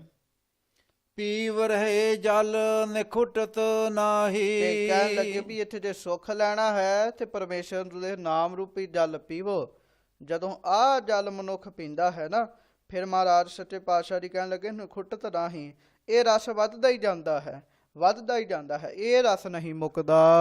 ਕਹੇ ਕਬੀਰ ਭਜ ਸਾਰੰਗ ਪਾਣੀ। ਇਸ ਕਰਕੇ ਭਗਤ ਕਬੀਰ ਸਾਹਿਬ ਜੀ ਉਪਦੇਸ਼ ਰਹੇ, ਭਾਈ ਦੁਨੀਆ ਦੇ ਲੋਕੋ ਸਾਰੰਗ ਪਾਣੀ ਭਾਵ ਵਾਹਿਗੁਰੂ ਪਰਮੇਸ਼ਰ ਨੂੰ ਭਜਣਾ ਕਰੋ, ਜਪਣਾ ਕਰੋ। ਰਾਮ ਉਦਕ ਮੇਰੀ ਤਿਖਾ ਬੁਝਾਨੀ। ਕਿਉਂਕਿ ਨਾਮ ਪਰਮੇਸ਼ਰ ਦੇ ਰਾਮ ਰੂਪੀ ਜੋ ਨਾਮ ਹੈ ਉਸ ਦਾ ਉਦਕ, ਉਹਦਾ ਜਲ ਮੈਂ ਪੀਤਾ ਤੇ ਮੇਰੀ ਤ੍ਰਿਸ਼ਨਾ ਬੁੱਝ ਗਈ। ਤੁਸੀਂ ਵੀ ਉਹਦਾ ਜਲ ਪੀਵੋ। ਕਹਿਣ ਲੱਗੇ ਨਾਮ ਜਪੋ ਭਾਵ ਇਹ ਹੈ ਕਿ ਨਾਮ ਜਪੋ, ਤੁਹਾਡੇ ਅੰਦਰ ਜਿਹੜੀ ਤ੍ਰਿਸ਼ਨਾ ਰੂਪੀ ਅਗਨੀ ਉਹ ਵੀ ਮੁੱਕ ਜਾਏਗੀ। ਗੌੜੀ ਕਬੀਰ ਜੀ। ਹੁਣ ਇਸ ਸ਼ਬਦ ਦੇ ਰਾਹੀਂ ਭਗਤ ਕਬੀਰ ਸਾਹਿਬ ਜੀ ਅੱਗੋਂ ਜੋ ਸਾਧ ਸੰਗਤ ਦੀ ਪਰਮੇਸ਼ਰ ਦੇ ਨਾਮ ਦੀ ਫਿਰ ਅੱਗੋਂ ਉਸਤਤ ਕਰਦੇ ਹਨ। ਹਾਂਜੀ, ਮਾਧੋ ਜਲ ਕੀ ਪਿਆਸ ਨਾ ਜਾਏ। ਹੇ ਮਾਧੋ, ਹੇ ਪਰਮੇਸ਼ਰ ਜੀ, ਤੁਹਾਡੇ ਨਾਮ ਦੀ ਜਿਹੜੀ ਪਿਆਸ ਮੈਨੂੰ ਲੱਗੀ ਹੋਈ ਹੈ ਨਾ ਉਹ ਜਾ ਨਹੀਂ ਰਹੀ, ਉਹ ਬੁੱਝ ਨਹੀਂ ਰਹੀ। ਜਲ ਮਹਿ ਅਗਨ ਉਠੀ ਅਧਿਕਾਏ। ਇਸ ਜਲ ਦੀ ਤ੍ਰਿਸ਼ਨਾ, ਅਗਨ ਭਾਵ ਤ੍ਰਿਸ਼ਨਾ, ਇਸ ਜਲ ਦੀ ਤ੍ਰਿਸ਼ਨਾ ਮੇਰੇ ਅੰਦਰ ਹੋਰ ਉੱਠ ਗਈ ਹੈ, ਅਧਿਕ ਉੱਠ ਗਈ ਵੀ ਭਾਵ ਮੈਂ ਹੋਰ ਨਾਮ ਜਪਾਂ, ਹੋਰ ਨਾਮ ਜਪਾਂ। ਰਹਾਉ ਵਿਸ਼ਰਾਮ ਸਹਿਤ ਭਗਤ ਕਬੀਰ ਸਾਹਿਬ ਜੀ ਬਖਸ਼ਿਸ਼ ਕਰਦੇ ਹਨ। ਤੂੰ ਜਲ ਨਿਧ ਹੋ ਜਲ ਕਾ ਮੀਨ। ਹੇ ਵਾਹਿਗੁਰੂ ਪਰਮੇਸ਼ਰ ਦੀ ਤੁਸੀਂ ਜਲ ਨਿਧ ਹੋ, ਜਲ ਵਿੱਚ ਜਿਹੜੇ ਖਜ਼ਾਨੇ ਹਨ ਤੁਸੀਂ ਉਹ ਹੋ, ਜਲ ਰੂਪ ਹੋ। ਕਹਿਣ ਲੱਗੇ ਮੈਂ ਤੁਹਾਡੇ ਉਸ ਜਲ ਦਾ, ਪਾਣੀ ਦਾ ਮੀਨ ਹਾਂ, ਭਾਵ ਤੁਹਾਡੇ ਪਾਣੀ ਦੀ ਮੱਛੀ ਹਾਂ। ਜਲ ਮਹਿ ਰਹੋ ਜਲ ਹੈ ਬਿਨ ਖੀਨ। ਜਲ ਮਹਿ ਰਹੋ, ਜਲ ਵਿੱਚ ਰਹਿ ਕੇ ਮੇਰਾ ਜੀਵਨ ਹੈ, ਪਾਣੀ ਵਿੱਚ ਰਵਾਂ ਫੇਰ ਹੀ ਮੈਨੂੰ ਜੀਵਨ ਮਹਿਸੂਸ ਹੁੰਦਾ ਹੈ। ਜਲ ਹੈ ਬਿਨ ਖੀਨ, ਤੇ ਜਦੋਂ ਮੈਂ ਪਾਣੀ ਚੋਂ ਬਾਹਰ ਨਿਕਲ ਜਾਵਾਂ ਤੇ ਫਿਰ ਖੀਨ ਹੀ ਹੈ ਮੇਰੇ ਵਾਸਤੇ, ਮੌਤ ਹੀ ਹੈ। ਜਿਵੇਂ ਮੱਛੀ ਪਾਣੀ ਤੋਂ ਬਾਹਰ ਨਿਕਲ ਆਏ ਤੇ ਸਾਧ ਸੰਗਤ ਜੀ ਮਰ ਜਾਂਦੀ ਹੈ ਨਾ, ਇਸੇ ਤਰ੍ਹਾਂ ਭਗਤ ਕਬੀਰ ਜੀ ਕਹਿਣ ਲੱਗੇ ਵੀ ਮੈਂ ਜਲ ਵਿੱਚ ਰਵਾਂ, ਪਾਣੀ ਵਿੱਚ ਰਵਾਂ, ਨਾਮ ਜਪਦਾ ਰਵਾਂ, ਫਿਰ ਮੇਰਾ ਜੀਵਨ ਹੈ। ਤੇ ਕਹਿਣ ਲੱਗੇ ਜੇ ਨਾਮ ਜਪਾਂ ਤਾਂ ਫਿਰ ਮੇਰੇ ਵਾਸਤੇ ਮੌਤ ਹੈ, ਆਖਾਂ ਜੀਵਾਂ ਵਿਸਰੈ ਮਰ ਜਾਓ। ਤੂੰ ਪਿੰਜਰ ਹੋ ਸੁਅਟਾ ਤੋ। ਹੇ ਵਾਹਿਗੁਰੂ ਜੀ, ਤੁਸੀਂ ਪਿੰਜਰੇ ਦੀ ਨਿਆਈ ਹੋ ਤੇ ਮੈਂ ਤੁਹਾਡੇ ਵਿੱਚ ਪਿਆ, ਤੁਹਾਡੇ ਪਿੰਜਰੇ ਰੂਪ ਵਿੱਚ ਪਿਆ ਹੋਇਆ ਵਾਹਿਗੁਰੂ ਜੀ ਤੋਤੇ ਦੀ ਨਿਆਈ ਹਾਂ। ਜਮ ਮੰਜਾਰ ਕਹਾ ਕਰੈ ਮੋਰ। ਤੇ ਸੰਸਾਰ ਦੀ ਉਦਾਹਰਣ ਦਿੰਦੇ ਨੇ। ਹੁਣ ਕੁਝ ਗੱਲਾਂ ਨੇ ਜਿਹੜੀਆਂ ਖੋਲਣੀਆਂ ਵੀ ਪੈਂਦੀਆਂ ਨੇ। ਸਾਧ ਸੰਗਤ ਜੀ ਜਿਵੇਂ ਬਿੱਲੀ ਹੁੰਦੀ ਹੈ ਤੇ ਉਹ ਪਿੰਜਰੇ ਦੇ ਆਲੇ ਦੁਆਲੇ ਘੁੰਮਦੀ ਰਹਿੰਦੀ, ਕਿਉਂਕਿ ਪਿੰਜਰੇ ਅੰਦਰ ਤੋਤਾ ਹੁੰਦਾ ਹੈ। ਉਹ ਖਾਣਾ ਚਾਹੁੰਦੀ ਹੈ ਤੋਤੇ ਨੂੰ, ਪਰ ਬੰਧਨ ਕੀ ਆ ਉਹਦੇ ਵਿੱਚ ਪਿੰਜਰਾ ਬੰਧਨ ਹੈ। ਜਿੰਨਾ ਚਿਰ ਤੱਕ ਤੋਤਾ ਪਿੰਜਰੇ ਵਿੱਚ ਹੈ, ਬਿੱਲੀ ਕੁਝ ਵੀ ਨਹੀਂ ਵਿਗਾੜ ਸਕਦੀ, ਭਾਵੇਂ ਪਿੰਜਰੇ ਦੇ ਬਾਹਰ ਕਿਉਂ ਨਾ ਬੈਠੀ ਹੋਵੇ। ਇਸੇ ਤਰ੍ਹਾਂ ਕਹਿਣ ਲੱਗੇ ਵੀ ਜੰਮ ਵੀ ਬਿੱਲੇ ਦੀ ਨਿਆਈ ਨੇ, ਵੱਡੇ ਬਿੱਲੇ ਦੀ ਨਿਆਈ ਨੇ। ਤੇ ਵਾਹਿਗੁਰੂ ਜੀ, ਮੈਂ ਤੇ ਤੁਹਾਡੇ ਪਿੰਜਰੇ 'ਚ ਬੈਠਾ, ਤੁਹਾਡੇ ਨਾਮ ਰੂਪੀ ਪਿੰਜਰੇ 'ਚ। ਜੇ ਮੈਂ ਤੁਹਾਡੇ ਨਾਮ ਰੂਪੀ ਪਿੰਜਰੇ 'ਚ ਬੈਠਾ ਹਾਂ ਤੇ ਫਿਰ ਇਹ ਜੰਮ ਮੇਰਾ ਕੀ ਕਰ ਸਕਦੇ ਹਨ? ਤੂੰ ਸਰਵਰ ਹਉ ਪੰਖੀ ਆਹੇ। ਹੇ ਵਾਹਿਗੁਰੂ ਜੀ, ਤੂੰ ਤਰਵਰ, ਕਹਿਣ ਲੱਗੇ ਤੁਸੀਂ ਰੁੱਖ ਹੋ, ਹਾਂ ਪੰਖੀ ਆਹੇ, ਮੈਂ ਰੁੱਖ ਤੇ ਰਹਿਣ ਵਾਲਾ ਇੱਕ ਪੰਛੀ ਹਾਂ। ਮੰਦ ਭਾਗੀ ਤੇਰੋ ਦਰਸ਼ਨ ਨਾਹੇ। ਕਹਿਣ ਲੱਗੇ ਜਿਨ੍ਹਾਂ ਨੂੰ ਤੇਰੇ ਦਰਸ਼ਨ ਹੋ ਜਾਣ ਨਾ, ਉਹ ਮੰਦ ਭਾਗੀ ਨਹੀਂ ਹੁੰਦੇ। ਔਰ ਮਹਾਂਪੁਰਖ 90 ਕਰਕੇ ਦਾ ਇਹ ਵੀ ਅਰਥ ਕਰਦੇ ਨੇ, ਜਿਨ੍ਹਾਂ ਨੂੰ ਤੇਰੇ ਦਰਸ਼ਨ ਹੋ ਗਏ ਨਾ, ਉਹਨਾਂ ਦੇ ਜਿਹੜੇ ਮੰਦ ਭਾਗ ਹਨ, ਜਿਹੜੇ ਬੁਰੇ ਭਾਗ ਹਨ, ਮਾੜੇ ਭਾਗ ਹਨ, ਉਹ ਦੂਰ ਹੋ ਜਾਂਦੇ ਹਨ। ਤੂੰ ਸਤਿਗੁਰ ਹਉ ਨਹੁ ਤਨ ਚੇਲਾ। ਹੇ ਵਾਹਿਗੁਰੂ ਜੀ, ਤੁਸੀਂ ਆਪ ਵੀ ਸਤਿਗੁਰ ਹੋ ਔਰ ਮੈਂ ਤੁਹਾਡਾ ਨਵਾਂ ਚੇਲਾ ਹਾਂ। ਕਹੇ ਕਬੀਰ ਮਿਲ ਅੰਤ ਕੀ ਬੇਲਾ। ਤੇ ਉੱਥੇ ਫਿਰ ਕਬੀਰ ਜੀ ਇਹ ਫਰਮਾਨ ਕਰ ਰਹੇ ਨੇ ਕਿ ਮਿਲ ਅੰਤ ਕੀ ਬੇਲਾ। ਇਹਦਾ ਭਾਵ ਇਹ ਹੈ ਵੀ ਮੈਂ ਤੁਹਾਡਾ ਨੌਤਨ ਚੇਲਾ ਹਾਂ, ਨਵਾਂ ਚੇਲਾ ਹਾਂ। ਜਿਵੇਂ ਮਾਂ ਦਾ ਛੋਟਾ ਪੁੱਤਰ ਹੋਵੇ, ਉਹਨੂੰ ਬੜਾ ਪਿਆਰ ਕਰਦੀ ਹੈ ਨਾ, ਮੈਂ ਵੀ ਤੁਹਾਡਾ ਨਵਾਂ ਚੇਲਾ, ਮੈਨੂੰ ਵੀ ਪਿਆਰ ਕਰੋ ਤੇ ਮੈਨੂੰ ਨਾਮ ਰੂਪੀ ਦਾਤ ਬਖਸ਼ੋ।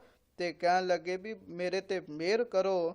ਅੰਤ ਕੀ ਬੇਲਾ ਭਾਵ ਆ ਹੁਣ ਜਿਹੜੇ ਮਨੁੱਖਾ ਵਾਰੀ ਹੈ, ਇਹ ਅੰਤ ਕੀ ਬੇਲਾ ਹੀ ਹੈ ਨਾ। ਇਸ ਪੌੜੀ ਤੇ ਚੁੱਕੇ ਜੋ ਨਰ ਆਏ ਜਾਏ ਦੁੱਖ ਪਾਏਂਦਾ। ਆ ਮਨੁੱਖਾ ਸਰੀਰ ਅੰਤ ਕੀ ਬੇਲਾ ਹੈ। ਇਸ ਅੰਤ ਕੀ ਬੇਲਾ ਵਿੱਚ ਆ ਕੇ ਮੈਨੂੰ ਮਿਲ ਪਵੋ, ਮੇਰਾ ਮਿਲਾਪ ਤੁਹਾਡੇ ਨਾਲ ਹੋ ਜਾਵੇ।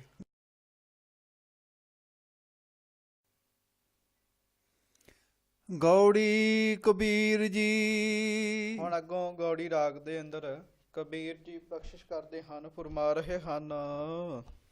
ਜਬ ਹਮ ਏਕੋ ਏਕ ਕਰ ਜਾਣਿਆ। ਇਹ ਜਿਹੜਾ ਭਗਤ ਕਬੀਰ ਸਾਹਿਬ ਜੀ ਦਾ ਸ਼ਬਦ ਹੈ, ਇਹਦੇ ਪਿੱਛੇ ਸਾਨੂੰ ਮਹਾਂਪੁਰਖਾਂ ਨੇ ਜੋ ਉਥਾਨਕਾ ਦੱਸੀ ਹੈ, ਉਹ ਇਹ ਹੈ ਕਿ ਜਦੋਂ ਕਬੀਰ ਸਾਹਿਬ ਜੀ ਦੇ ਕੋਲ ਇੱਕ ਚੋਰ ਚੋਰੀ ਕਰਕੇ ਆਇਆ, ਕਿਉਂਕਿ ਬਾਕੀ ਚੋਰ ਤਾਂ ਭੱਜ ਗਏ, ਇੱਕ ਕਮਜ਼ੋਰ ਸੀ, ਉਹਦੇ ਪਿੱਛੇ ਲੋਕੀ ਦੌੜ ਪਏ। ਉਹ ਕਿਤੇ ਆਂਦਾ ਆਉਂਦਾ ਭਗਤ ਕਬੀਰ ਸਾਹਿਬ ਜੀ ਦੇ ਘਰ ਵਿੱਚ ਆ ਗਿਆ, ਉਹਨਾਂ ਦੀ ਝੁੱਗੀ ਵਿੱਚ ਆ ਗਿਆ। ਭਗਤ ਕਬੀਰ ਸਾਹਿਬ ਜੀ ਨੂੰ ਕਹਿਣ ਲੱਗਾ ਵੀ ਹੁਣ ਮੈਂ ਤੁਹਾਡੀ ਸ਼ਰਨ ਵਿੱਚ ਆ ਗਿਆ ਹਾਂ, ਤੁਸੀਂ ਕਿਰਪਾ ਕਰਕੇ ਮੈਨੂੰ ਬਚਾ ਲਓ। ਭਗਤ ਕਬੀਰ ਜੀ ਸਮਦ੍ਰਿਸ਼ਟ ਸਨ, ਉਹਨਾਂ ਵਾਸਤੇ ਸਭ ਬਰਾਬਰ ਹੀ ਸਨ। ਇਹ ਫਿਰ ਮਹਾਂਪੁਰਖ ਦੱਸਦੇ ਵੀ ਉਹਨਾਂ ਦੀ ਲੜਕੀ ਕਮਾਲੀ ਜੋ ਕਿ ਆਰਾਮ ਕਰ ਰਹੀ ਸੀ, ਭਗਤ ਜੀ ਨੇ ਆਖਿਆ ਵੀ ਤੂੰ ਉਹਦੇ ਲਾਗੇ ਜਾ ਕੇ ਲੇਟ ਜਾ। ਲੋਕ ਆਏ, ਉਹਨਾਂ ਕਿਹਾ ਵੀ ਇੱਥੇ ਮੇਰਾ ਧੀ ਜਵਾਈ ਸੁੱਤਾ ਪਿਆ ਹੈ, ਤੁਸੀਂ ਚਲੇ ਜਾਓ ਜਾਂ ਫਿਰ ਲੱਭ ਲਓ। ਲੋਕਾਂ ਚੋਰ ਲੱਭਿਆ ਪਰ ਲੱਭਿਆ ਕੋਈ ਨਾ। ਸਾਧ ਸੰਗਤ ਜੀ, ਉਹੀ ਚੋਰ ਬਾਅਦ ਵਿੱਚ ਇੰਨਾ ਭਾਵੁਕ ਹੋ ਗਿਆ, ਉਹਦੇ ਮਨ ਵਿੱਚ ਨਿਮਰਤਾ ਆ ਗਈ, ਕਬੀਰ ਸਾਹਿਬ ਜੀ ਦੇ ਚਰਨ ਫੜ ਲਏ। ਚਰਨ ਫੜ ਕੇ ਕਹਿਣ ਲੱਗਾ, ਮਹਾਂਪੁਰਸ਼ੋ ਕਿਰਪਾ ਕਰੋ, ਹੁਣ ਮੈਨੂੰ ਉਪਦੇਸ਼ ਦਿਓ ਤੇ ਮੈਨੂੰ ਬਖਸ਼ ਲਓ। ਤੁਹਾਡੇ ਵਰਗਾ ਦਿਆਲੂ ਮਨੁੱਖ ਹੋਰ ਕੋਈ ਨਹੀਂ ਹੈ, ਮੈਨੂੰ ਬਚਾਉਣ ਵਾਸਤੇ ਤੁਸੀਂ ਕਿਹੋ ਜਿਹਾ ਬਚਨ ਕਰ ਦਿੱਤਾ। ਭਗਤ ਕਬੀਰ ਸਾਹਿਬ ਜੀ ਨੇ ਆਖਿਆ ਵੀ ਕੋਈ ਨਹੀਂ ਭਾਈ, ਅੱਜ ਤੋਂ ਬਾਅਦ ਚੋਰੀ ਕਰਨਾ ਛੱਡ ਦੇ, ਪਰਮੇਸ਼ਰ ਦਾ ਨਾਮ ਜਪਣਾ ਸ਼ੁਰੂ ਕਰ ਦੇ। ਉਹ ਵਾਕਿਆ ਉਹਨੇ ਚੋਰੀ ਕਰਨਾ ਛੱਡ ਦਿੱਤੀ ਤੇ ਪਰਮੇਸ਼ਰ ਦਾ ਨਾਮ ਜਪਣਾ ਸ਼ੁਰੂ ਕਰ ਦਿੱਤਾ। ਇਸ ਤਰ੍ਹਾਂ ਉਸ ਚੋਰ ਦਾ ਤੇ ਭਲਾ ਹੋ ਗਿਆ ਜੀ। ਪਰ ਲੋਕਾਂ ਨੇ ਆ ਕੇ ਜਦੋਂ ਪਤਾ ਲੱਗਾ ਕਿ ਰਾਤੀ ਕਬੀਰ ਜੀ ਨੇ ਇਹੋ ਜਿਹਾ ਬਚਨ ਕੀਤਾ ਸੀ, ਲੋਕਾਂ ਨੇ ਆ ਕੇ ਸਵੇਰੇ ਬਹੁਤ ਗਿਲਾ ਕੀਤਾ, ਨਾਰਾਜ਼ਗੀ ਕੀਤੀ। ਕਬੀਰ ਸਾਹਿਬ ਨੂੰ ਬਹੁਤ ਬੁਰਾ ਭਲਾ ਵੀ ਆਖਿਆ ਵੀ ਕਬੀਰ ਤੂੰ ਕਿਹੋ ਜਿਹੀਆਂ ਗੱਲਾਂ ਕਰਦਾ ਰਹਿਣਾ ਹੈ। ਉਸ ਸਮੇਂ ਫਿਰ ਭਗਤ ਕਬੀਰ ਸਾਹਿਬ ਜੀ ਨੇ ਇਹ ਸ਼ਬਦ ਉਚਾਰਿਆ ਸੀ, ਜਬ ਹਮ ਏਕੋ ਏਕ ਕਰ ਜਾਣਿਆ। ਭਾਈ, ਜਦੋਂ ਅਸੀਂ ਉਸ ਵਾਹਿਗੁਰੂ ਪਰਮੇਸ਼ਰ ਜੋ ਇੱਕ ਹੈ ਉਹਨੂੰ ਇੱਕ ਕਰਕੇ ਜਾਣਿਆ ਹੈ, ਭਾਵ ਸਾਰੇ ਜੀਵਾਂ ਵਿੱਚ ਉਹ ਪਰਮੇਸ਼ਰ ਸਮ ਰੂਪ ਵਿੱਚ ਵਰਤ ਰਿਹਾ ਹੈ। ਤਬ ਲੋਗ ਹੈ ਕਾਹੇ ਦੁਖ ਮਾਨਿਆ। ਤੇ ਫਿਰ ਜੇ ਅਸੀਂ ਬਚਨ ਕਰ ਵੀ ਦਿੱਤਾ ਹੈ ਨਾ, ਤੇ ਮਹਾਰਾਜ ਕਹਿਣ ਲੱਗੇ ਵੀ ਤੁਸਾਂ ਕਿਉਂ ਫਿਰ ਆਪਣੇ ਮਨ ਵਿੱਚ ਇੰਨਾ ਦੁੱਖ ਮੰਨਿਆ ਹੈ, ਤੁਹਾਨੂੰ ਕਾਹਦਾ ਇੰਨਾ ਦੁੱਖ ਲੱਗ ਰਿਹਾ ਹੈ।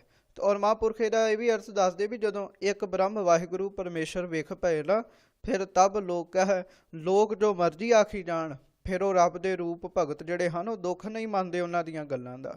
ਕਹਿਣ ਲੱਗੇ ਵੀ ਲੋਕੋ, ਬਚਨ ਮੈਂ ਕੀਤਾ, ਰੱਬ ਮੈਨੂੰ ਸਭ ਵਿੱਚ ਦੇਖ ਰਿਹਾ ਹੈ, ਤੁਹਾਨੂੰ ਕਾਹਦਾ ਦੁੱਖ ਲੱਗਿਆ ਹੈ? ਹਮ ਅਪਤ ਹੈ ਆਪਣੀ ਪਤ ਖੋਈ। ਕਹਿਣ ਲੱਗੇ ਭਗਤ ਕਬੀਰ ਸਾਹਿਬ ਨੂੰ ਵੀ ਤੁਹਾਡੀ ਬੜੀ ਬੇਇੱਜ਼ਤੀ ਹੋਈ ਹੈ, ਤੁਹਾਡੀ ਪਤ ਆਬਰੂ ਜਿਹੜੀ ਹੈ ਉਹ ਖੋਈ ਗਈ ਹੈ।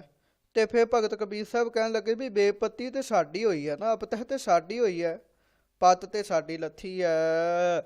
ਹਮਰੈ ਖੋਜ ਪਰਹੁ ਮਤ ਕੋਈ। ਤੇ ਤੁਸੀਂ ਭਾਈ ਸਾਡੇ ਪਿੱਛੇ ਨਾ ਪਵੋ, ਤੁਹਾਡੀ ਪਤ ਤੇ ਨਹੀਂ ਨਾ ਲਿੱਥੀ। ਹਮਰਾ ਖੋਜ ਕਹਿਣ ਲੱਗੇ ਸਾਨੂੰ ਖੋਜਦਿਆਂ ਇਹ ਸਾਡੀ ਖੋਜ ਵਿੱਚ ਨਾ ਪਵੋ, ਕਿਤੇ ਨਾ ਹੋਵੇ ਵੀ ਸਾਡੀ ਖੋਜ ਖੋਜਦਿਆਂ ਤੁਹਾਡੀ ਪਾਥੀ ਲੱਥ ਜਾਵੇ। ਹਾਂਜੀ, ਰਹਾਉ ਇਹ ਵਿਸ਼ਰਾਮ ਸੀਗਾ ਜੀ। ਹਾਂਜੀ, ਹਮ ਮੰਦੇ ਮੰਦੇ ਮਨ ਮਾਹੀ। ਅੱਗੋਂ ਲੋਕ ਕਹਿਣ ਲੱਗੇ ਤੁਸੀਂ ਤੇ ਮੰਦੇ ਹੋ, ਤੇ ਭਗਤ ਜੀ ਕਹਿਣ ਲੱਗੇ ਹਾਂ ਅਸੀਂ ਮੰਦੇ ਹਾਂ ਭਾਈ, ਅਸੀਂ ਮਾੜੇ ਹਾਂ, ਅਸੀਂ ਬੁਰੇ ਹਾਂ, ਆਪਣੇ ਮਨ ਵਿੱਚ ਆਪ ਹੀ ਬੁਰੇ ਹਾਂ। ਸਾਜ ਪਾਤ ਕਾਹੂ ਸਿਓ ਨਾਹੀ। ਤੁਹਾਡੇ ਵਿੱਚੋਂ ਕਿਸੇ ਵੀ ਜਾਤ ਬਰਾਦਰੀ ਦੇ ਨਾਲ ਸਾਡੀ ਤੇ ਕੋਈ ਸਾਂਝ ਨਹੀਂ ਨਾ ਹੈਗੀ। ਭਾਈ ਤੁਸੀਂ ਆਪਣਾ ਕੰਮ ਕਰੋ, ਸਾਨੂੰ ਆਪਣਾ ਕੰਮ ਕਰਨ ਦਿਓ, ਕਿਉਂਕਿ ਮਹਾਂਪੁਰਖਾਂ ਦਾ ਕੰਮ ਹੁੰਦਾ ਪਰਉਪਕਾਰ ਕਰਨਾ। ਜੇ ਉਹ ਚੋਰ ਨਾਲ ਇਸ ਤਰ੍ਹਾਂ ਨਾ ਕਰਦੇ ਤੇ ਫਿਰ ਤੇ ਚੋਰ ਪਰਮੇਸ਼ਰ ਦੇ ਨਾਮ ਨਾਲ ਲੱਗਦਾ ਹੀ ਨਾ। ਜੇ ਉਹਨੂੰ ਫੜਾ ਦਿੰਦੇ ਉਹਨੇ ਸਦਾ ਹੀ ਚੋਰ ਰਹਿਣਾ ਸੀਗਾ, ਪਰ ਇਸ ਤਰ੍ਹਾਂ ਉਹਦੇ ਜੀਵਨ ਵਿੱਚੋਂ ਚੋਰਪੁਣਾ ਦੂਰ ਹੋ ਗਿਆ। ਇਸ ਤਰ੍ਹਾਂ ਬਾਬਾ ਕਬੀਰ ਜੀ ਕਹਿ ਰਹੇ ਨੇ ਵੀ ਹਮ ਮੰਦੇ ਮੰਦੇ ਮਨ ਮਾਹੀ, ਅਸੀਂ ਮੰਦੇ ਹਾਂ, ਬੁਰੇ ਹਾਂ, ਆਪਣੇ ਮਨ ਵਿੱਚ ਬੁਰੇ ਹਾਂ। ਤੁਹਾਡੇ ਨਾਲ ਤੇ ਸਾਡੀ ਕਿਸੇ ਪ੍ਰਕਾਰ ਦੀ ਸਾਂਝ ਪਾਤ ਨਹੀਂ ਨਾ ਹੈ, ਤੁਸੀਂ ਤੇ ਸਾਡੇ ਨਾਲ ਕੋਈ ਸਾਂਝ ਨਹੀਂ ਰੱਖਦੇ ਭਾਈ। ਹਾਂਜੀ, ਪਤ ਅਪਤ ਤਾਕੀ ਨਹੀਂ ਲਾਜ ਨਹੀਂ ਲਾਜ। ਸਾਨੂੰ ਕੋਈ ਇਹਦੀ ਲਾਜ ਨਹੀਂ ਹੈ, ਸਾਡੀ ਇੱਜ਼ਤ ਹੋਵੇ ਸਾਡੀ ਬੇਇੱਜ਼ਤੀ ਹੋਵੇ, ਸਾਨੂੰ ਇਹਦੇ ਨਾਲ ਕੋਈ ਵੀ ਫਰਕ ਨਹੀਂ ਪੈਂਦਾ, ਕਿਉਂਕਿ ਮਹਾਂਪੁਰਖਾਂ ਦਾ ਵਾਕਈ ਸੁਭਾਅ ਇਹੋ ਜਿਹਾ ਹੁੰਦਾ। ਸਾਧ ਸੰਗਤ ਜੀ, ਜੈਸਾ ਮਾਨ ਤੈਸਾ ਅਭਿਮਾਨ। ਉਹਨਾਂ ਦੀ ਕੋਈ ਇੱਜ਼ਤ ਕਰਦੇ ਤਾਂ ਫੁੱਲ ਫੁੱਲ ਕੇ ਨਹੀਂ ਬਹਿੰਦੇ, ਜੇ ਉਹਨਾਂ ਦੀ ਕੋਈ ਨਿੰਦਾ ਕਰਦੇ, ਕੋਈ ਬੇਇੱਜ਼ਤੀ ਕਰਦੇ ਤਾਂ ਦੁਖੀ ਨਹੀਂ ਹੁੰਦੇ। ਇਸ ਤਰ੍ਹਾਂ ਕਹਿਣ ਲੱਗੇ ਵੀ ਮਹਾਰਾਜ ਭਗਤ ਕਬੀਰ ਜੀ ਕਹਿ ਰਹੇ ਨੇ ਵੀ ਪਤ ਅਪਤ ਤਾਕੀ ਨਹੀਂ ਲਾਜ, ਇੱਜ਼ਤ ਬੇਇੱਜ਼ਤੀ ਦੀ ਸਾਨੂੰ ਭਾਈ ਪਰਵਾਹ ਨਹੀਂ ਹੈ। ਤਬ ਜਾਨ ਹੋਗੇ ਜਬ ਉਗਰੈ ਗੋਪਾਜ। ਜਦੋਂ ਤੁਹਾਡਾ ਪਾਜ ਉਗਰੇਗਾ ਨਾ ਪਰਮੇਸ਼ਰ ਦੀ ਦਰਗਾਹ ਦੇ ਵਿੱਚ, ਫੇਰ ਹੀ ਤੁਹਾਨੂੰ ਪਤਾ ਲੱਗੇਗਾ, ਫੇਰ ਹੀ ਤੁਸੀਂ ਜਾਣੋਗੇ। ਇਹ ਗੱਲ ਸੁਣ ਕੇ ਇੱਕ ਮਨੁੱਖ ਨੇ ਫਿਰ ਭਗਤ ਕਬੀਰ ਜੀ ਨੂੰ ਆਖਿਆ ਵੀ ਭਗਤ ਜੀ ਕਿਰਪਾ ਕਰੋ, ਫਿਰ ਸਾਨੂੰ ਸੱਚੀ ਇੱਜ਼ਤ ਦੱਸੋ, ਸੱਚੀ ਇੱਜ਼ਤ ਕੀ ਹੈ, ਸੱਚੀ ਪਤ ਕੀ ਹੈ। ਕਹੋ ਕਬੀਰ ਪਤ ਹਰ ਪਰਵਾਨ। ਫਿਰ ਭਗਤ ਕਬੀਰ ਜੀ ਕਹਿਣ ਲੱਗੇ ਭਾਈ ਪਤ ਅਸਲੀ ਉਹੋ ਹੀ ਹੈ, ਇੱਜ਼ਤ ਅਸਲੀ ਉਹੋ ਹੀ ਹੈ ਜਿਹੜੀ ਹਰੀ ਵਾਹਿਗੁਰੂ ਪਰਮੇਸ਼ਰ ਜੀ ਨੂੰ ਭਾ ਜਾਵੇ, ਜਿਹੜੀ ਪਰਮੇਸ਼ਰ ਦੇ ਦਰ ਉੱਤੇ ਪ੍ਰਵਾਨ ਹੋ ਜਾਵੇ। ਸਰਬ ਤਿਆਗ ਭਜ ਕੇਵਲ ਰਾਮ। ਇਸ ਕਰਕੇ ਇਹਨਾਂ ਸਾਰੇ ਜੰਜਾਲਾਂ ਨੂੰ ਛੱਡ ਦਿਓ ਭਾਈ। ਕੌਣ ਕੀ ਕਰ ਰਿਹਾ ਹੈ, ਕੌਣ ਕੀ ਕਰ ਰਿਹਾ, ਬਹੁਤ ਵਾਰੀ ਮਨੁੱਖ ਇਹੋ ਹੀ ਸਮਾਂ ਲਾ ਦਿੰਦਾ ਹੈ।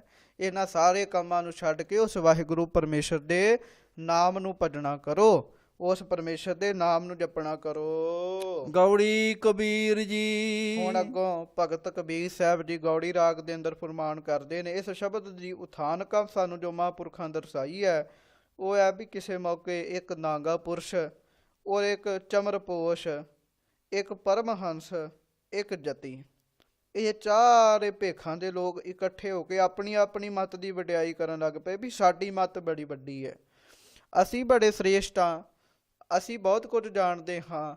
ਪਰ ਜਿਵੇਂ ਬਹੁਤਾ ਬੋਲਿਆਂ ਝਗੜਾ ਪੈਦਾ ਹੋ ਜਾਂਦਾ ਨਾ, ਇਸ ਤਰ੍ਹਾਂ ਆਪਣੀ ਮੱਤ ਦੀ ਵਡਿਆਈ ਕਰਦੇ ਕਰਦੇ ਉਹਨਾਂ ਦਾ ਝਗੜਾ ਪੈਦਾ ਹੋ ਗਿਆ ਸੀ।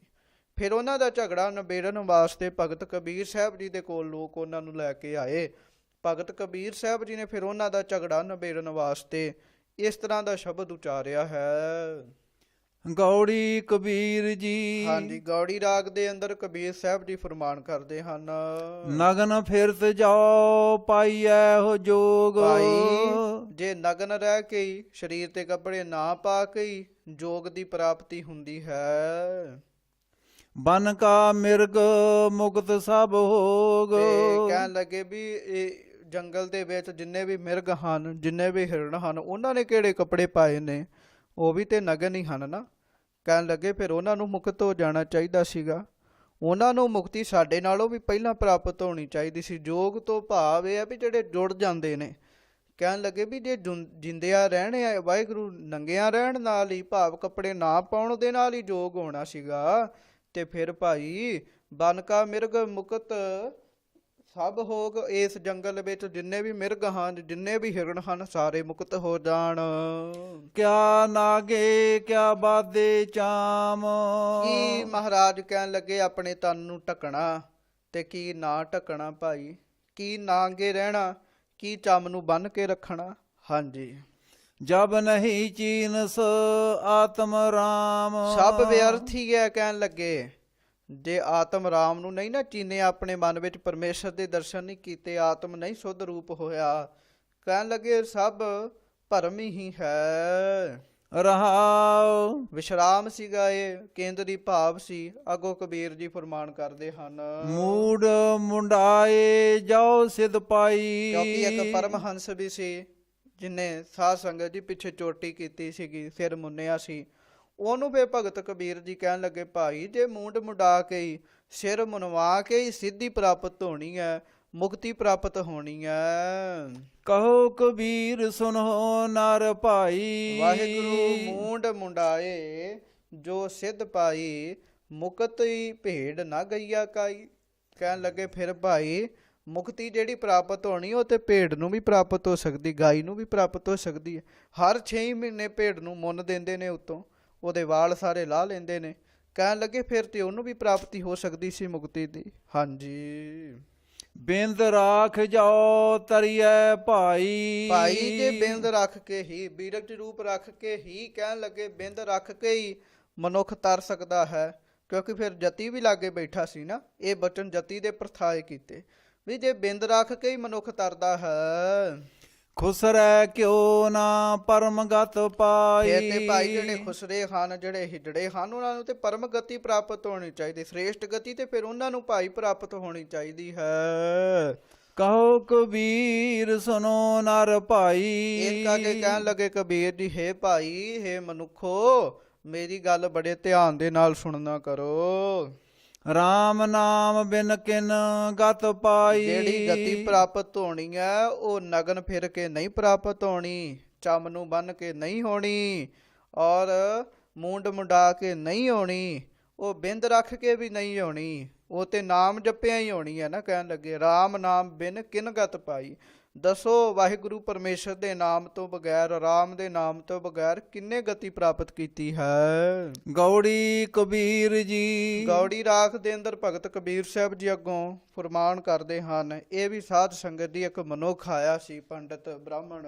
ਉਹਨੇ ਇਹ ਆਖਿਆ ਸੀਗਾ ਵੀ ਸੰਧਿਆ ਦੇ ਸਮੇਂ, ਪ੍ਰਾਤ ਦੇ ਸਮੇਂ ਇਸ਼ਨਾਨ ਕਰਕੇ ਸੁੱਚੇ ਰਹਿ ਕੇ ਰੱਬ ਦੀ ਭਗਤੀ ਕਰੀਏ ਤੇ ਫਿਰ ਬੜੀ ਵੱਡੀ ਫਲ ਪ੍ਰਾਪਤ ਹੁੰਦਾ ਹੈ, ਮੁਕਤੀ ਪ੍ਰਾਪਤ ਹੁੰਦੀ ਹੈ। ਉਹਦੇ ਪ੍ਰਥਾਏ ਭਗਤ ਕਬੀਰ ਸਾਹਿਬ ਜੀ ਨੇ ਇਹ ਸ਼ਬਦ ਉਚਾਰਿਆ ਸੀ। ਸੰਧਿਆ ਪ੍ਰਾਤ ਇਸ਼ਨਾਨ ਕਰਾਹੀ। ਕਹਿਣ ਲੱਗੇ ਭਾਈ ਸੰਧਿਆ ਦੇ ਸਮੇਂ ਵੀ ਇਸ਼ਨਾਨ ਕੀਤਾ, ਫਿਰ ਪ੍ਰਾਤ ਦੇ ਸਮੇਂ ਵੀ ਇਸ਼ਨਾਨ ਕੀਤਾ, ਜਦੋਂ ਅੰਮ੍ਰਿਤ ਵੇਲਾ ਹੋਇਆ ਉਦੋਂ ਵੀ ਇਸ਼ਨਾਨ ਕੀਤਾ, ਇਸ਼ਨਾਨ ਕਰਕੇ ਫਿਰ ਪੂਜਾ ਪਾਠ ਕੀਤਾ। ਜਿਉ ਭੈ ਦਾਦਰ ਪਾਣੀ ਮਾਹੀ। ਇਸ਼ਨਾਨ ਕਰ ਲਿਆ ਤੇ ਭੁਲੇਖਾ ਇਹ ਪੈ ਗਿਆ ਵੀ ਮਨ ਤੇ ਭਾਵੇਂ ਨਹੀਂ ਸ਼ੁੱਧ ਹੋਇਆ, ਇਸ਼ਨਾਨ ਹੀ ਹੋ ਗਿਆ ਤੇ ਮੇਰੀ ਮੁਕਤੀ ਪ੍ਰਾਪਤ ਹੋ ਜਾਏਗੀ। ਕਹਿਣ ਲੱਗੇ ਉਹ ਮਨੁੱਖ ਉਹਨਾਂ ਦੀ ਨਿਆਈ ਨੇ ਜਿਵੇਂ ਪਾਣੀ ਵਿੱਚ ਡੱਡੂ ਰਹਿੰਦਾ ਹੈ ਨਾ, ਦਾਦਰ।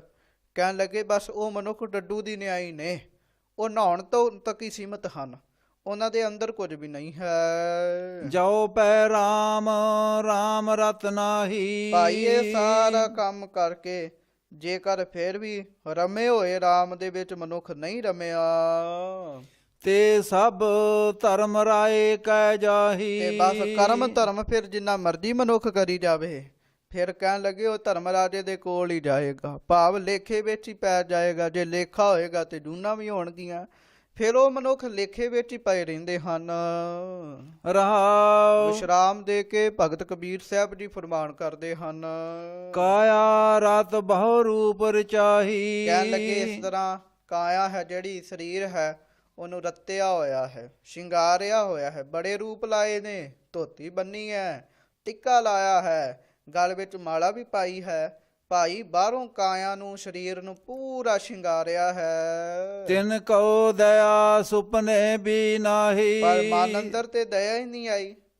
ਇੱਥੋਂ ਤੱਕ ਭਗਤ ਕਬੀਰ ਜੀ ਕਹਿੰਦੇ ਵੀ ਸੁਪਨੇ ਵਿੱਚ ਵੀ ਉਹ ਕਿਸੇ ਜੀਵ ਉੱਤੇ ਦਇਆ ਨਹੀਂ ਕਰਦੇ, ਸਰੀਰ ਨੂੰ ਹੀ ਸੋਧੀ ਜਾਂਦੇ ਹਨ, ਜੀਵਾਂ ਉੱਤੇ ਦਇਆ ਨਹੀਂ ਕਰਦੇ। ਚਾਰ ਚਰਨ ਕਹੇ ਬਹੁ ਆਗਰ। ਤੇ ਬਹੁ ਆਗਰ ਵੀ ਹੋਵੇ ਨਾ, ਭਾਵੇਂ ਫਿਰ ਬੜੇ ਵੇਦ ਸ਼ਾਸਤਰ ਪੜ੍ਹਦਾ ਹੋਵੇ, ਮੁੱਖੋਂ ਕਥਾ ਕਰਨ ਵਾਲਾ ਹੋਵੇ ਮੇਰੇ ਵਾਂਗ, ਤੇ ਕਹਿਣ ਲੱਗੇ ਵੀ ਫਿਰ ਉਹਨੂੰ ਚਾਰ ਚਰਨ ਕਹੇ। ਉਹਨਾਂ ਨੂੰ ਫਿਰ ਚਾਰ ਪੈਰਾਂ ਵਾਲੇ ਪਸ਼ੂ ਹੀ ਕਿਹਾ ਜਾਏਗਾ। ਕਥਾ ਤੇ ਕਰਦੇ ਨੇ ਵੇਦਾਂ ਦੀ, ਬੜੀਆਂ ਸਿਆਣੀਆਂ ਗੱਲਾਂ ਕਰਦੇ ਨੇ, ਪਰ ਜੇ ਨਾਮ ਨਹੀਂ ਜਪਦੇ, ਅੰਦਰ ਦਇਆ ਨਹੀਂ ਹੈ, ਫਿਰ ਉਹ ਚਾਰ ਚਰਨਾਂ ਵਾਲੇ ਹਨ, ਭਾਵ ਪਸ਼ੂ ਹੀ ਹਨ। ਸਾਧੂ ਸੁਖ ਪਾਵੈ ਕਲਕ ਸਾਗਰ। ਭਾਈ ਇਸ ਕਲਾ ਰੂਪੀ ਸਾਗਰ ਦੇ ਵਿੱਚ, ਕਲਯੁਗ ਰੂਪੀ ਸਮੁੰਦਰ ਦੇ ਵਿੱਚ ਜੇ ਤੁਸੀਂ ਸੁੱਖ ਪਾਉਣਾ ਹੈ ਨਾ, ਤੇ ਸਾਧੂਆਂ ਦੇ ਕੋਲ ਜਾਓ, ਸੰਤਾਂ ਕੋਲ ਜਾਓ। ਸੰਤ ਹੀ ਹੈ ਜਿਹੜਾ ਇਸ ਕਲਯੁਗ ਵਿੱਚ ਸੁੱਖ ਪ੍ਰਾਪਤ ਕਰਦਾ ਹੈ। ਕਹੋ ਕਬੀਰ ਬਹੁ ਕਾਏ ਕਰੀਜੈ। ਕਬੀਰ ਜੀ ਕਹਿਣ ਲੱਗੇ ਐਵੇਂ ਬਹੁਤੀਆਂ ਫਜ਼ੂਲ ਗੱਲਾਂ ਕਿਉਂ ਕਰੀ ਜਾਂਦੇ ਹੋ? ਇਹ ਵਾਦ ਵਿਵਾਦ ਵਿੱਚ ਕਿਉਂ ਪਏ ਹੋਏ ਹੋ? ਸਰਬਸ ਛੋੜ ਮਹਾਰਸ ਪੀਜੈ। ਇਹ ਸਾਰਾ ਕੁਝ ਹੀ ਛੱਡ ਦਿਓ ਕਹਿਣ ਲੱਗੇ, ਔਰ ਮਹਾਰਸ ਪਰਮੇਸ਼ਰ ਦੇ ਨਾਮ ਨੂੰ ਪੀਣਾ ਕਰੋ। ਰਾਮ ਰਾਮ ਵਾਹਿਗੁਰੂ ਵਾਹਿਗੁਰੂ ਜਪਣਾ ਕਰੋ। ਕਬੀਰ ਜੀ ਗੌੜੀ। ਹਾਂ, ਗੌੜੀ ਰਾਗ ਦੇ ਅੰਦਰ ਕਬੀਰ ਜੀ ਫਰਮਾਨ ਕਰਦੇ ਹਨ। ਇਹਦੀ ਉਥਾਨਕਾ ਵੀ ਇਹੋ ਹੈ ਵੀ ਕਿਸੇ ਨੇ ਕਿਹਾ ਸੀ ਜਪ ਰੱਖਣ ਨਾਲ, ਤਪ ਕਰਨ ਦੇ ਨਾਲ, ਵਰਤ ਰੱਖਣ ਨਾਲ ਮਨੁੱਖ ਨੂੰ ਮੁਕਤੀ ਪ੍ਰਾਪਤ ਹੋ ਜਾਂਦੀ ਹੈ। ਇਹ ਜਪ ਤਪ ਕਰਨੇ ਬਹੁਤ ਜ਼ਰੂਰੀ ਹਨ। ਉਹਦੇ ਪਰਥਾਏ ਫਿਰ ਭਗਤ ਕਬੀਰ ਸਾਹਿਬ ਜੀ ਨੇ ਇਹ ਸ਼ਬਦ ਉਚਾਰਿਆ ਸੀ। ਕਿਆ ਜਪ ਕਿਆ ਤਪ ਕਿਆ ਵਰਤ ਪੂਜਾ। ਭਾਈ ਕਾਹਦਾ ਜਪ, ਕਾਹਦਾ ਤਪ, ਕਾਹਦਾ ਵਰਤ ਰੱਖ ਲਿਆ ਤੁਸੀਂ, ਕਾਹਦੀ ਬੁੱਤਾਂ ਦੀ ਪੂਜਾ ਕਰ ਲਈ। ਜਾ ਕਹਿ ਹਿਰਦੈ ਭਾਉ ਹੈ ਦੂਜਾ। ਜੇਕਰ ਤੁਹਾਡੇ ਹਿਰਦੇ ਵਿੱਚ ਦੂਜਾ ਭਾਉ ਹੀ ਵੜਿਆ ਹੋਇਆ ਹੈ, ਹਿਰਦੇ ਵਿੱਚ ਸ਼ੰਕੇ ਵਧੇ ਹੋਏ ਹਨ, ਪਰਮੇਸ਼ਰ ਦੇ ਨਾਲ ਪਿਆਰ ਨਹੀਂ, ਸੰਸਾਰਕ ਵਸਤੂਆਂ ਨਾਲ ਪਿਆਰ ਹੈ, ਕਾਹਦਾ ਜਪ ਤਪ ਹੈ? ਕਬੀਰ ਜੀ ਕਹਿੰਦੇ। ਹਾਂਜੀ, ਰੇ ਜਨ ਮਨ ਮਾਧੋ ਸਿਉ ਲਾਈਐ। ਕਬੀਰ ਜੀ ਕਹਿਣ ਲੱਗੇ ਰੇ ਜਨ ਮਨ ਮਾਧੋ ਸਿਉ ਲਾਈਐ। ਹੇ ਮਨੁੱਖਾ, ਆਪਣਾ ਮਨ ਪਰਮੇਸ਼ਰ ਦੇ ਨਾਲ ਜੋੜ ਲੈ। ਕਹਿਣ ਲੱਗੇ ਚਤੁਰਾਈ ਨਾ ਚਤੁਰਭੁਜ ਪਾਈਐ। ਚਤੁਰਾਈ ਕਰ ਲਈ, ਜਪ ਨਾਲ, ਚਤੁਰਾਈ ਨਾਲ ਜਪ ਕਰ ਲਿਆ, ਤਪ ਕਰ ਲਿਆ, ਵਰਤ ਰੱਖ ਲਿਆ, ਪੂਜਾ ਕਰ ਲਿਆ। ਇਹੋ ਜੀ ਚਤੁਰਾਈ ਦੇ ਨਾਲ ਲੋਕਾਂ ਨੂੰ ਵਿਖਾਉਣ ਵਾਲੇ ਜਿੰਨੇ ਕਰਮ ਨੇ, ਚਤੁਰਾਈ ਰੂਪ ਹੀ ਨੇ। ਇਹੋ ਜੀ ਚਤੁਰਾਈ ਦੇ ਨਾਲ ਚਤੁਰਭੁਜ ਭਾਵ ਵਾਹਿਗੁਰੂ ਪਰਮੇਸ਼ਰ ਨਹੀਂ ਪ੍ਰਾਪਤ ਹੁੰਦਾ। ਰਹਾਉ। ਹਾਂ, ਵਿਸ਼ਰਾਮ ਦੇ ਕੇ ਭਗਤ ਕਬੀਰ ਸਾਹਿਬ ਜੀ ਫਰਮਾਨ ਕਰਦੇ ਹਨ। ਪਰ ਹਰ ਲੋਭ ਅਰ ਲੋਕਾਚਾਰ। ਵਰਤ ਕਹਿਣ ਲੱਗੇ ਮੈਂ ਤੈਨੂੰ ਦੱਸਦਾ ਕਿਹੜਾ ਰੱਖਣਾ। ਛੱਡ ਦੇ ਲੋਭ ਕਰਨਾ। ਕਹਿਣ ਲੱਗੇ ਹੋਰ ਮਿਲ ਜੇ, ਇਹ ਲੋਭ ਕਰਨਾ ਛੱਡ ਦੇ, ਲੋਕਾਚਾਰ ਵੀ ਛੱਡ ਦੇ, ਲੋਕਾਂ ਨੂੰ ਖੁਸ਼ ਕਰਨਾ ਵੀ ਛੱਡ ਦੇ। ਪਰ ਹਰ ਕਾਮ ਕ੍ਰੋਧ ਅਹੰਕਾਰ। ਵਾਹਿਗੁਰੂ ਮਿਹਰ ਕਰੇ। ਭਗਤ ਕਬੀਰ ਜੀ ਕਹਿਣ ਲੱਗੇ ਵੀ ਕਾਮ ਨੂੰ ਵੀ ਛੱਡ ਦੇ ਭਾਈ, ਗੁੱਸਾ ਕਰਨਾ ਵੀ ਛੱਡ ਦੇ, ਨਿੱਕੀ ਨਿੱਕੀ ਗੱਲ ਤੇ ਹੰਕਾਰ ਕਰਨਾ ਵੀ ਛੱਡ ਦੇ। ਕਰਮ ਕਰਤ ਵਧੇ ਅਹਮੇਵ। ਭਾਈ ਇਹ ਜਿੰਨੇ ਵੀ ਕਰਮ ਧਰਮ ਹਨ ਨਾ, ਇਹਨਾਂ ਕਰਮਾਂ ਧਰਮਾਂ ਨੂੰ ਕਰਦਿਆਂ ਅੰਦਰ ਹੰਕਾਰ ਹੀ ਵੱਧਦਾ ਹੈ। ਮਨੁੱਖ ਸਗੋਂ ਅਹੰਮੇਵ ਵਿੱਚ, ਹੰਕਾਰ ਵਿੱਚ ਵੱਧ ਜਾਂਦਾ ਹੈ। ਮਿਲ ਪਾਥਰ ਕੀ ਕਰਹੀ ਸੇਵ। ਭਾਈ ਤੁਸੀਂ ਸਾਰੇ ਮਿਲ ਕੇ ਪੱਥਰ ਦੀ ਸੇਵਾ ਕਰਦੇ ਰਹਿੰਦੇ ਹੋ, ਇਹ ਕਰਮ ਧਰਮ ਹੀ ਹੈ ਨਾ। ਕਹਿਣ ਲੱਗੇ ਤੇ ਦੱਸੋ, ਇਹ ਕਰਮ ਧਰਮ ਜਦੋਂ ਕਰਦੇ ਹੋ ਤੇ ਕੀ ਤੁਹਾਡੇ ਮਨ ਵਿੱਚ ਹੰਕਾਰ ਨਹੀਂ ਆਉਂਦਾ? ਹਾਂਜੀ, ਕਹੋ ਕਬੀਰ ਭਗਤ ਕਰ ਪਾਇਆ। ਕਹਿਣ ਲੱਗੇ ਵਾਹਿਗੁਰੂ ਪਰਮੇਸ਼ਰ ਦੀ ਪ੍ਰਾਪਤੀ ਕਰਨੀ ਹੈ ਨਾ, ਤੇ ਭਗਤੀ ਕਰਕੇ ਕਰੋ। ਕਹਿਣ ਲੱਗੇ ਭਗਤੀ ਕਰਕੇ ਹੀ ਪਰਮੇਸ਼ਰ ਨੂੰ ਪਾਇਆ ਜਾਂਦਾ ਹੈ। ਭੋਲੇ ਪਾਏ ਮਿਲੇ ਰਘੁਰਾਇਆ। ਪਰ ਭਗਤੀ ਵਿੱਚ ਚਲਾਕੀ ਨਾ ਹੋਵੇ। ਜਿਸ ਭਗਤੀ ਵਿੱਚ ਚਲਾਕੀ ਹੈ ਉਹ ਭਗਤੀ ਨਹੀਂ ਹੈ, ਉਹ ਭਗਤੀ ਦੂਜਾ ਭਾਵ ਹੀ ਹੈ। ਕਹਿਣ ਲੱਗੇ ਫਿਰ ਭੋਲਾ ਭਾਵ ਆਵੇ ਨਾ, ਫਿਰ ਰਘੁਰਾਇਆ ਭਾਵ ਪਰਮੇਸ਼ਰ ਦੇ ਨਾਲ ਮਿਲਿਆ ਜਾਂਦਾ ਹੈ। ਗੌੜੀ ਕਬੀਰ ਜੀ। ਅੱਗੇ ਗੌੜੀ ਰਾਗ ਦੇ ਅੰਦਰ ਭਗਤ ਕਬੀਰ ਜੀ ਜੋ ਫਰਮਾਨ ਕਰਦੇ ਨੇ, ਮਹਾਂਪੁਰਖਾਂ ਦੀ ਉਥਾਨਕਾ ਵੀ ਦੱਸੀ ਹੈ। ਉਹਦੀ ਉਥਾਨਕਾ ਇਹ ਦੱਸੀ ਹੈ, ਇੱਕ ਬ੍ਰਾਹਮਣ ਆਇਆ ਸੀਗਾ ਕਬੀਰ ਜੀ ਨੂੰ, ਕਹਿਣ ਲੱਗੇ ਵੀ ਤੁਸੀਂ ਰੱਬ ਦਾ ਨਾਮ ਨਹੀਂ ਜਪ ਸਕਦੇ। ਕਹਿਣ ਲੱਗੇ ਕਿਉਂ? ਕਹਿਣ ਲੱਗੇ ਤੁਹਾਡਾ ਜਨਮ ਨੀਵੀਂ ਜਾਤ ਵਿੱਚ ਹੋਇਆ ਹੈ, ਰੱਬ ਦਾ ਨਾਮ ਤੇ ਅਸੀਂ ਜਪ ਸਕਦੇ ਹਾਂ। ਉਹਦਾ ਕਾਰਨ ਇਹ ਹੈ ਵੀ ਅਸੀਂ ਬ੍ਰਾਹਮਣ ਹਾਂ। ਬ੍ਰਾਹਮਣ ਜਿਹੜੇ ਨੇ ਉਹ ਰੱਬ ਦਾ ਨਾਮ ਜਪਦੇ ਨੇ, ਹੋਰ ਕੋਈ ਨਹੀਂ ਰੱਬ ਦਾ ਨਾਮ ਜਪ ਸਕਦਾ। ਉਹਨਾਂ ਦਾ ਫਿਰ ਸ਼ੰਕਾ ਨਿਵਰਤ ਕਰਨ ਵਾਸਤੇ, ਉਹਨਾਂ ਨੂੰ ਜਿਹੜਾ ਜਾਤ ਦਾ ਅਭਿਮਾਨ ਸੀ ਉਹ ਤੋੜਨ ਵਾਸਤੇ ਭਗਤ ਕਬੀਰ ਸਾਹਿਬ ਜੀ ਨੇ ਇਹ ਸ਼ਬਦ ਉਚਾਰਿਆ ਹੈ। ਗਰਭਵਾਸ ਮਹਿ ਕੁਲ ਨਹੀਂ ਜਾਤੀ। ਕਹਿਣ ਲੱਗੇ ਹਾਂ ਇਹ ਦੱਸੋ, ਜਦੋਂ ਤੁਸੀਂ ਮਾਂ ਦੀ ਕੁੱਖ ਵਿੱਚ ਸੀ ਨਾ, ਉਦੋਂ ਕਿਹੜੀ ਜਾਤੀ ਸੀ ਤੁਹਾਡੀ, ਕਿਹੜੀ ਕੁੱਲ ਸੀਗੀ? ਗਰਭਵਾਸ ਮਹਿ ਕੁਲ ਨਹੀਂ ਜਾਤੀ। ਜਦੋਂ ਤੁਸੀਂ ਮਾਂ ਦੀ ਕੁੱਖ ਵਿੱਚ ਹੁੰਦੇ ਹੋ ਨਾ, ਉਦੋਂ ਮਨੁੱਖ ਦੀ ਕੋਈ ਕੁੱਲ ਨਹੀਂ ਹੁੰਦੀ, ਉਦੋਂ ਕੋਈ ਜਾਤ ਨਹੀਂ ਹੁੰਦੀ। ਬ੍ਰਾਹਮਣ ਬਿੰਦ ਤੇ ਸਭ ਉਤਪਾਤੀ। ਵਾਹਿਗੁਰੂ ਬ੍ਰਹਮ ਬਿੰਦ ਤੇ ਸਭ ਉਤਪਾਤੀ। ਫਿਰ ਭਗਤ ਕਬੀਰ ਸਾਹਿਬ ਜੀ ਫਰਮਾਨ ਕਰਦੇ ਵੀ ਮਾਂ ਤੇ ਪਿਤਾ ਦੀ ਬਿੰਦ ਤੋਂ ਸੰਸਾਰ ਸਾਰਾ ਪੈਦਾ ਹੋਇਆ ਹੈ। ਉਦੋਂ ਫਿਰ ਮਨੁੱਖ ਗਰਭ ਵਿੱਚ ਆਉਂਦਾ, ਗਰਭ ਵਿੱਚ ਕੋਈ ਜਾਤ ਪਾਤ ਨਹੀਂ ਹੁੰਦੀ। ਇਸੇ ਤਰ੍ਹਾਂ ਭਾਈ, ਜਿਸ ਤਰ੍ਹਾਂ ਗਰਭ ਵਿੱਚ ਕੋਈ ਜਾਤ ਪਾਤ ਨਹੀਂ ਹੈ ਨਾ, ਇਸੇ ਤਰ੍ਹਾਂ ਸਾਰਾ ਸੰਸਾਰ ਪਰਮੇਸ਼ਰ ਦਾ ਹੀ ਹੈ ਕਹਿਣ ਲੱਗੇ। ਔਰ ਇਹ ਬ੍ਰਹਮ ਭਾਵ ਵਾਹਿਗੁਰੂ ਪਰਮੇਸ਼ਰ ਦੀ ਬਿੰਦ ਤੋਂ ਹੀ ਪੈਦਾ ਹੋਇਆ ਹੈ। ਇਸ ਕਰਕੇ ਮਹਾਰਾਜ ਕਹਿਣ ਲੱਗੇ ਤੁਹਾਡੀ ਜਾਤ ਕਿਵੇਂ ਸ੍ਰੇਸ਼ਟ ਹੋ ਗਈ? ਇੱਕ ਮਾਂ ਦੇ ਸਾਰੇ ਬੱਚੇ ਹੋਣ ਤਾਂ ਉਹਨਾਂ ਦੀ ਜਾਤ ਇੱਕ ਹੀ ਹੁੰਦੀ ਹੈ। ਇੱਕ ਮਾਂ ਦਾ ਬੱਚਾ ਕਹੇ ਨਹੀਂ ਮੈਂ ਤੇ ਵੱਡੀ ਜਾਤ ਦਾ, ਉਸੇ ਮਾਂ ਦਾ ਪੁੱਤ ਕਹੇ ਮੈਂ ਨੀਵੀਂ ਜਾਤ ਦਾ ਹਾਂ, ਉਹ ਝਗੜਾ ਕਰੀ ਜਾਣ। ਤੇ ਕਹਿਣ ਲੱਗੇ ਮਾਂ ਇੱਕ ਹੋਵੇ ਤੇ ਬੱਚਿਆਂ ਦੀ ਜਾਤ ਵੀ ਇੱਕ ਹੀ ਹੁੰਦੀ ਹੈ ਨਾ ਭਾਈ। ਅਸੀਂ ਵੀ ਸਾਰੇ ਬ੍ਰਹਮ ਬਿੰਦ ਹੀ ਹਾਂ, ਬ੍ਰਹਮ ਦੇ ਹੀ ਬਿੰਦ ਹਾਂ, ਪਰਮੇਸ਼ਰ ਦੇ ਹੀ ਬੱਚੇ ਹਾਂ। ਦੱਸੋ ਕਿਹਦੀ ਜਾਤ ਉੱਚੀ ਹੋਈ ਤੇ ਕਿਹਦੀ ਨੀਵੀਂ ਹੋਈ? ਸਾਡੇ ਸਾਰਿਆਂ ਦਾ ਉਤਪਾਤ ਬ੍ਰਹਮ ਬਿੰਦ ਤੋਂ ਹੀ ਹੋਇਆ ਹੈ। ਕਹੋ ਰੇ ਪੰਡਤ ਬਾਮਨ ਕਬ ਕੇ ਹੋਏ। ਕਹੋ ਪੰਡਤ ਜੀ, ਤੁਸੀਂ ਕਿਹੜੇ ਵੇਲੇ ਤੋਂ ਬ੍ਰਾਹਮਣ ਹੋਏ ਹੋ, ਕਿਹੜੇ ਵੇਲੇ ਤੋਂ ਬ੍ਰਾਹਮਣ ਬਣ ਗਏ ਹੋ? ਬਾਮਨ ਕਹੈ ਜਨਮ ਮਤ ਖੋਏ। ਐਵੇਂ ਆਪਣੇ ਆਪ ਨੂੰ ਬਾਹਮਣ ਕਹਿ ਕੇ, ਆਪਣੇ ਆਪ ਨੂੰ ਵੱਡਿਆਂ ਕਹਿ ਕੇ ਆਪਣਾ ਜਨਮ ਹੀ ਨਾ ਮਤਾਂ ਕਿਤੇ ਖੋ ਲਿਓ। ਆ ਸੰਸਾਰ ਵਿੱਚ ਦੁਰਲਭ ਜਿਹੜਾ ਜਨਮ ਪ੍ਰਾਪਤ ਹੋਇਆ ਨਾ, ਇਹਨੂੰ ਨਾ ਕਿਤੇ ਗਵਾ ਲਿਓ। ਰਹਾਉ ਵਿਸ਼ਰਾਮ ਦੇ ਕੇ ਭਗਤ ਕਬੀਰ ਸਾਹਿਬ ਜੀ ਫਰਮਾਨ ਕਰਦੇ ਹਨ, ਜਾਓ ਤੂੰ ਬ੍ਰਾਹਮਣ ਬ੍ਰਾਹਮਣੀ ਜਾਇਆ। ਭਾਈ ਫਿਰ ਇਹ ਦੱਸੋ, ਜੇ ਤੂੰ ਵਿਸ਼ੇਸ਼ ਜਾਤੀ ਬ੍ਰਾਹਮਣ ਅਤੇ ਬ੍ਰਾਹਮਣੀ ਦੇ ਦੁਆਰਾ ਹੀ ਜੰਮਿਆ ਹੋਇਆ ਹੈ, ਤੋ ਆਨ ਬਾਟ ਕਾਹੇ ਨਹੀਂ ਆਇਆ। ਤੇ ਫਿਰ ਤੂੰ ਕਿਸੇ ਹੋਰ ਰਸਤੇ ਥਾਣੀ ਕਿਉਂ ਨਹੀਂ ਆਇਆ? ਅਸੀਂ ਸਾਰੇ ਮਾਤਾ ਦੇ ਉਦਰ ਰਾਹੀਂ ਹੀ ਇਸ ਸੰਸਾਰ ਵਿੱਚ ਆਏ ਹਾਂ।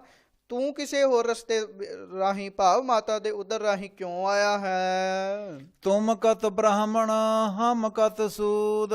ਕਹਿਣ ਲੱਗੇ ਹਾਂ ਭਾਈ ਦੱਸ, ਤੂੰ ਬ੍ਰਾਹਮਣ ਕਿਵੇਂ ਹੋਇਆ ਤੇ ਅਸੀਂ ਸ਼ੂਦਰ ਕਿਵੇਂ ਹੋਏ? ਹਮ ਕਤ ਲੋਹੂ ਤੁਮ ਕਤ ਦੂਧ। ਕਿਉਂਕਿ ਇਹ ਗੱਲ ਸਾਨੂੰ ਦੱਸ, ਕੀ ਸਾਡੀਆਂ ਰਗਾਂ ਵਿੱਚ ਲਹੂ ਚੱਲ ਰਿਹਾ ਹੈ ਤੇ ਤੇਰੀ ਰਗਾਂ ਵਿੱਚ ਦੁੱਧ ਚੱਲ ਰਿਹਾ ਹੈ? ਇਹ ਦੱਸ ਵੀ ਕਿਹਦੇ ਵਿੱਚ ਲਹੂ ਹੈ ਤੇ ਕਿਹਦੇ ਵਿੱਚ ਦੁੱਧ ਹੈ? ਹਮ ਕਤ ਲੋਹੂ, ਕੀ ਸਾਡੇ ਵਿੱਚ ਲਹੂ ਚੱਲ ਰਿਹਾ ਹੈ? ਤੁਮ ਕਤ ਦੂਧ, ਤੇ ਤੇਰੇ ਵਿੱਚ ਲੋਹੂ ਦੀ ਥਾਂ ਤੇ ਖੂਨ ਦੀ ਥਾਂ ਤੇ ਦੁੱਧ ਚੱਲ ਰਿਹਾ ਹੈ। ਭਾਵ ਇਹ ਹੈ ਵੀ ਜਿਹੋ ਜਿਹਾ ਖੂਨ ਸਾਡੇ ਅੰਦਰ ਹੈ, ਉਹੋ ਜਿਹਾ ਹੀ ਖੂਨ ਤੇਰੇ ਅੰਦਰ ਹੈ। ਕਹੋ ਕਬੀਰ ਜੋ ਬ੍ਰਹਮ ਵਿਚਾਰੈ। ਭਾਈ ਇਸ ਤਰ੍ਹਾਂ ਬ੍ਰਾਹਮਣ ਨਹੀਂ ਬਣਿਆ ਜਾਂਦਾ, ਜਾਤ ਕਰਕੇ ਕੋਈ ਬ੍ਰਾਹਮਣ ਨਹੀਂ ਹੈ। ਕਹਿਣ ਲੱਗੇ ਬ੍ਰਾਹਮਣ ਉਹ ਹੈ, ਕਹੋ ਕਬੀਰ ਜੋ ਬ੍ਰਹਮ ਵਿਚਾਰੇ, ਜਿਹੜਾ ਉਸ ਵਾਹਿਗੁਰੂ ਪਰਮੇਸ਼ਰ ਬ੍ਰਹਮ ਦੀ ਵਿਚਾਰ ਕਰਦਾ ਹੈ, ਨਾਮ ਜਪਦਾ ਹੈ। ਸੋ ਬ੍ਰਾਹਮਣ ਕਹੀਅਤ ਹੈ ਹਮਾਰੇ। ਭਾਈ ਅਸੀਂ ਤੇ ਉਹਨੂੰ ਹੀ ਬ੍ਰਾਹਮਣ ਗਿਣਦੇ ਹਾਂ, ਜਿਹੜਾ ਬ੍ਰਹਮ ਨੂੰ ਜਪਦਾ ਹੈ, ਵਾਹਿਗੁਰੂ ਵਾਹਿਗੁਰੂ ਜਪਦਾ ਹੈ, ਉਹੋ ਹੀ ਬ੍ਰਾਹਮਣ ਹੈ। ਜਿਹਦੇ ਵਿੱਚ ਬ੍ਰਹਮ ਪਰਮੇਸ਼ਰ ਵਸ ਚੁੱਕਾ ਹੈ, ਉਹੋ ਹੀ ਬ੍ਰਹਮ ਰੂਪ ਹੈ। ਗੌੜੀ ਕਬੀਰ ਜੀ। ਇਹਦੇ ਅੱਗੇ ਭਗਤ ਕਬੀਰ ਸਾਹਿਬ ਜੀ ਗੌੜੀ ਰਾਗ ਦੇ ਅੰਦਰ ਫੁਰਮਾਨ ਕਰਦੇ ਹਨ, ਅੰਧਕਾਰ ਸੁਖ ਕਬੇ ਨਾ ਸੋਈ ਹੈ। ਭਾਈ ਹਨੇਰੇ ਵਿੱਚ ਕੋਈ ਵੀ ਸੁੱਖ ਦੇ ਨਾਲ ਨਹੀਂ ਸੌਂਦਾ। ਹਨੇਰਾ ਹੋਵੇ ਨਾ ਇੱਕ ਕਮਰੇ ਵਿੱਚ, ਉੱਥੇ ਕਿਵੇਂ ਮਨੁੱਖ ਨੂੰ ਸੁੱਖ ਪ੍ਰਾਪਤ ਹੋ ਸਕਦਾ ਹੈ? ਰਾਜਾ ਰੰਕ ਦੋ ਮਿਲ ਰੋਈ ਹੈ। ਫਿਰ ਰਾਜਾ ਵੀ ਹੋਵੇ ਉੱਥੇ, ਜਾਂ ਰੰਕ ਹੋਵੇ, ਭਾਵ ਗਰੀਬ ਹੋਵੇ, ਭਿਖਾਰੀ ਹੋਵੇ, ਹਨੇਰਾ ਦੋਵਾਂ ਵਾਸਤੇ ਹੀ ਬਰਾਬਰ ਹੈ। ਰਾਜਾ ਵੀ ਹਨੇਰੇ ਵਿੱਚ ਰੋਂਦਾ ਹੀ ਹੈ ਤੇ ਗਰੀਬ ਵੀ ਭਾਈ ਹਨੇਰੇ ਵਿੱਚ ਰੋਂਦਾ ਹੀ ਹੈ। ਹਾਂਜੀ, ਜਾਓ ਪੈ ਰਸਨਾ ਰਾਮ ਨਾ ਕਹੇ ਬੋ।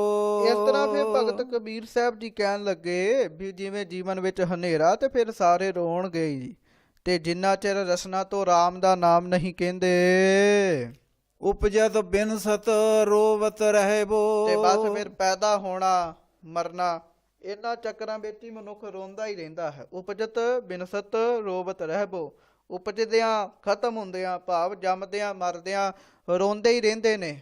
ਉਹ ਫਿਰ ਭਾਵੇਂ ਰਾਜਾ ਹੋਵੇ ਤੇ ਭਾਵੇਂ ਰੰਕ ਹੋਵੇ, ਭਾਈ ਜਨਮ ਮਰਨ ਦਾ ਚੱਕਰ ਸਭ ਉੱਤੇ ਹੀ ਲਾਗੂ ਹੁੰਦਾ ਹੈ। ਰਹਾਉ। ਹਾਂ, ਰਹਾਉ ਭਾਵ ਵਿਸ਼ਰਾਮ ਦੇ ਕੇ ਭਗਤ ਕਬੀਰ ਸਾਹਿਬ ਜੀ ਬਖਸ਼ਿਸ਼ ਕਰਦੇ ਹਨ।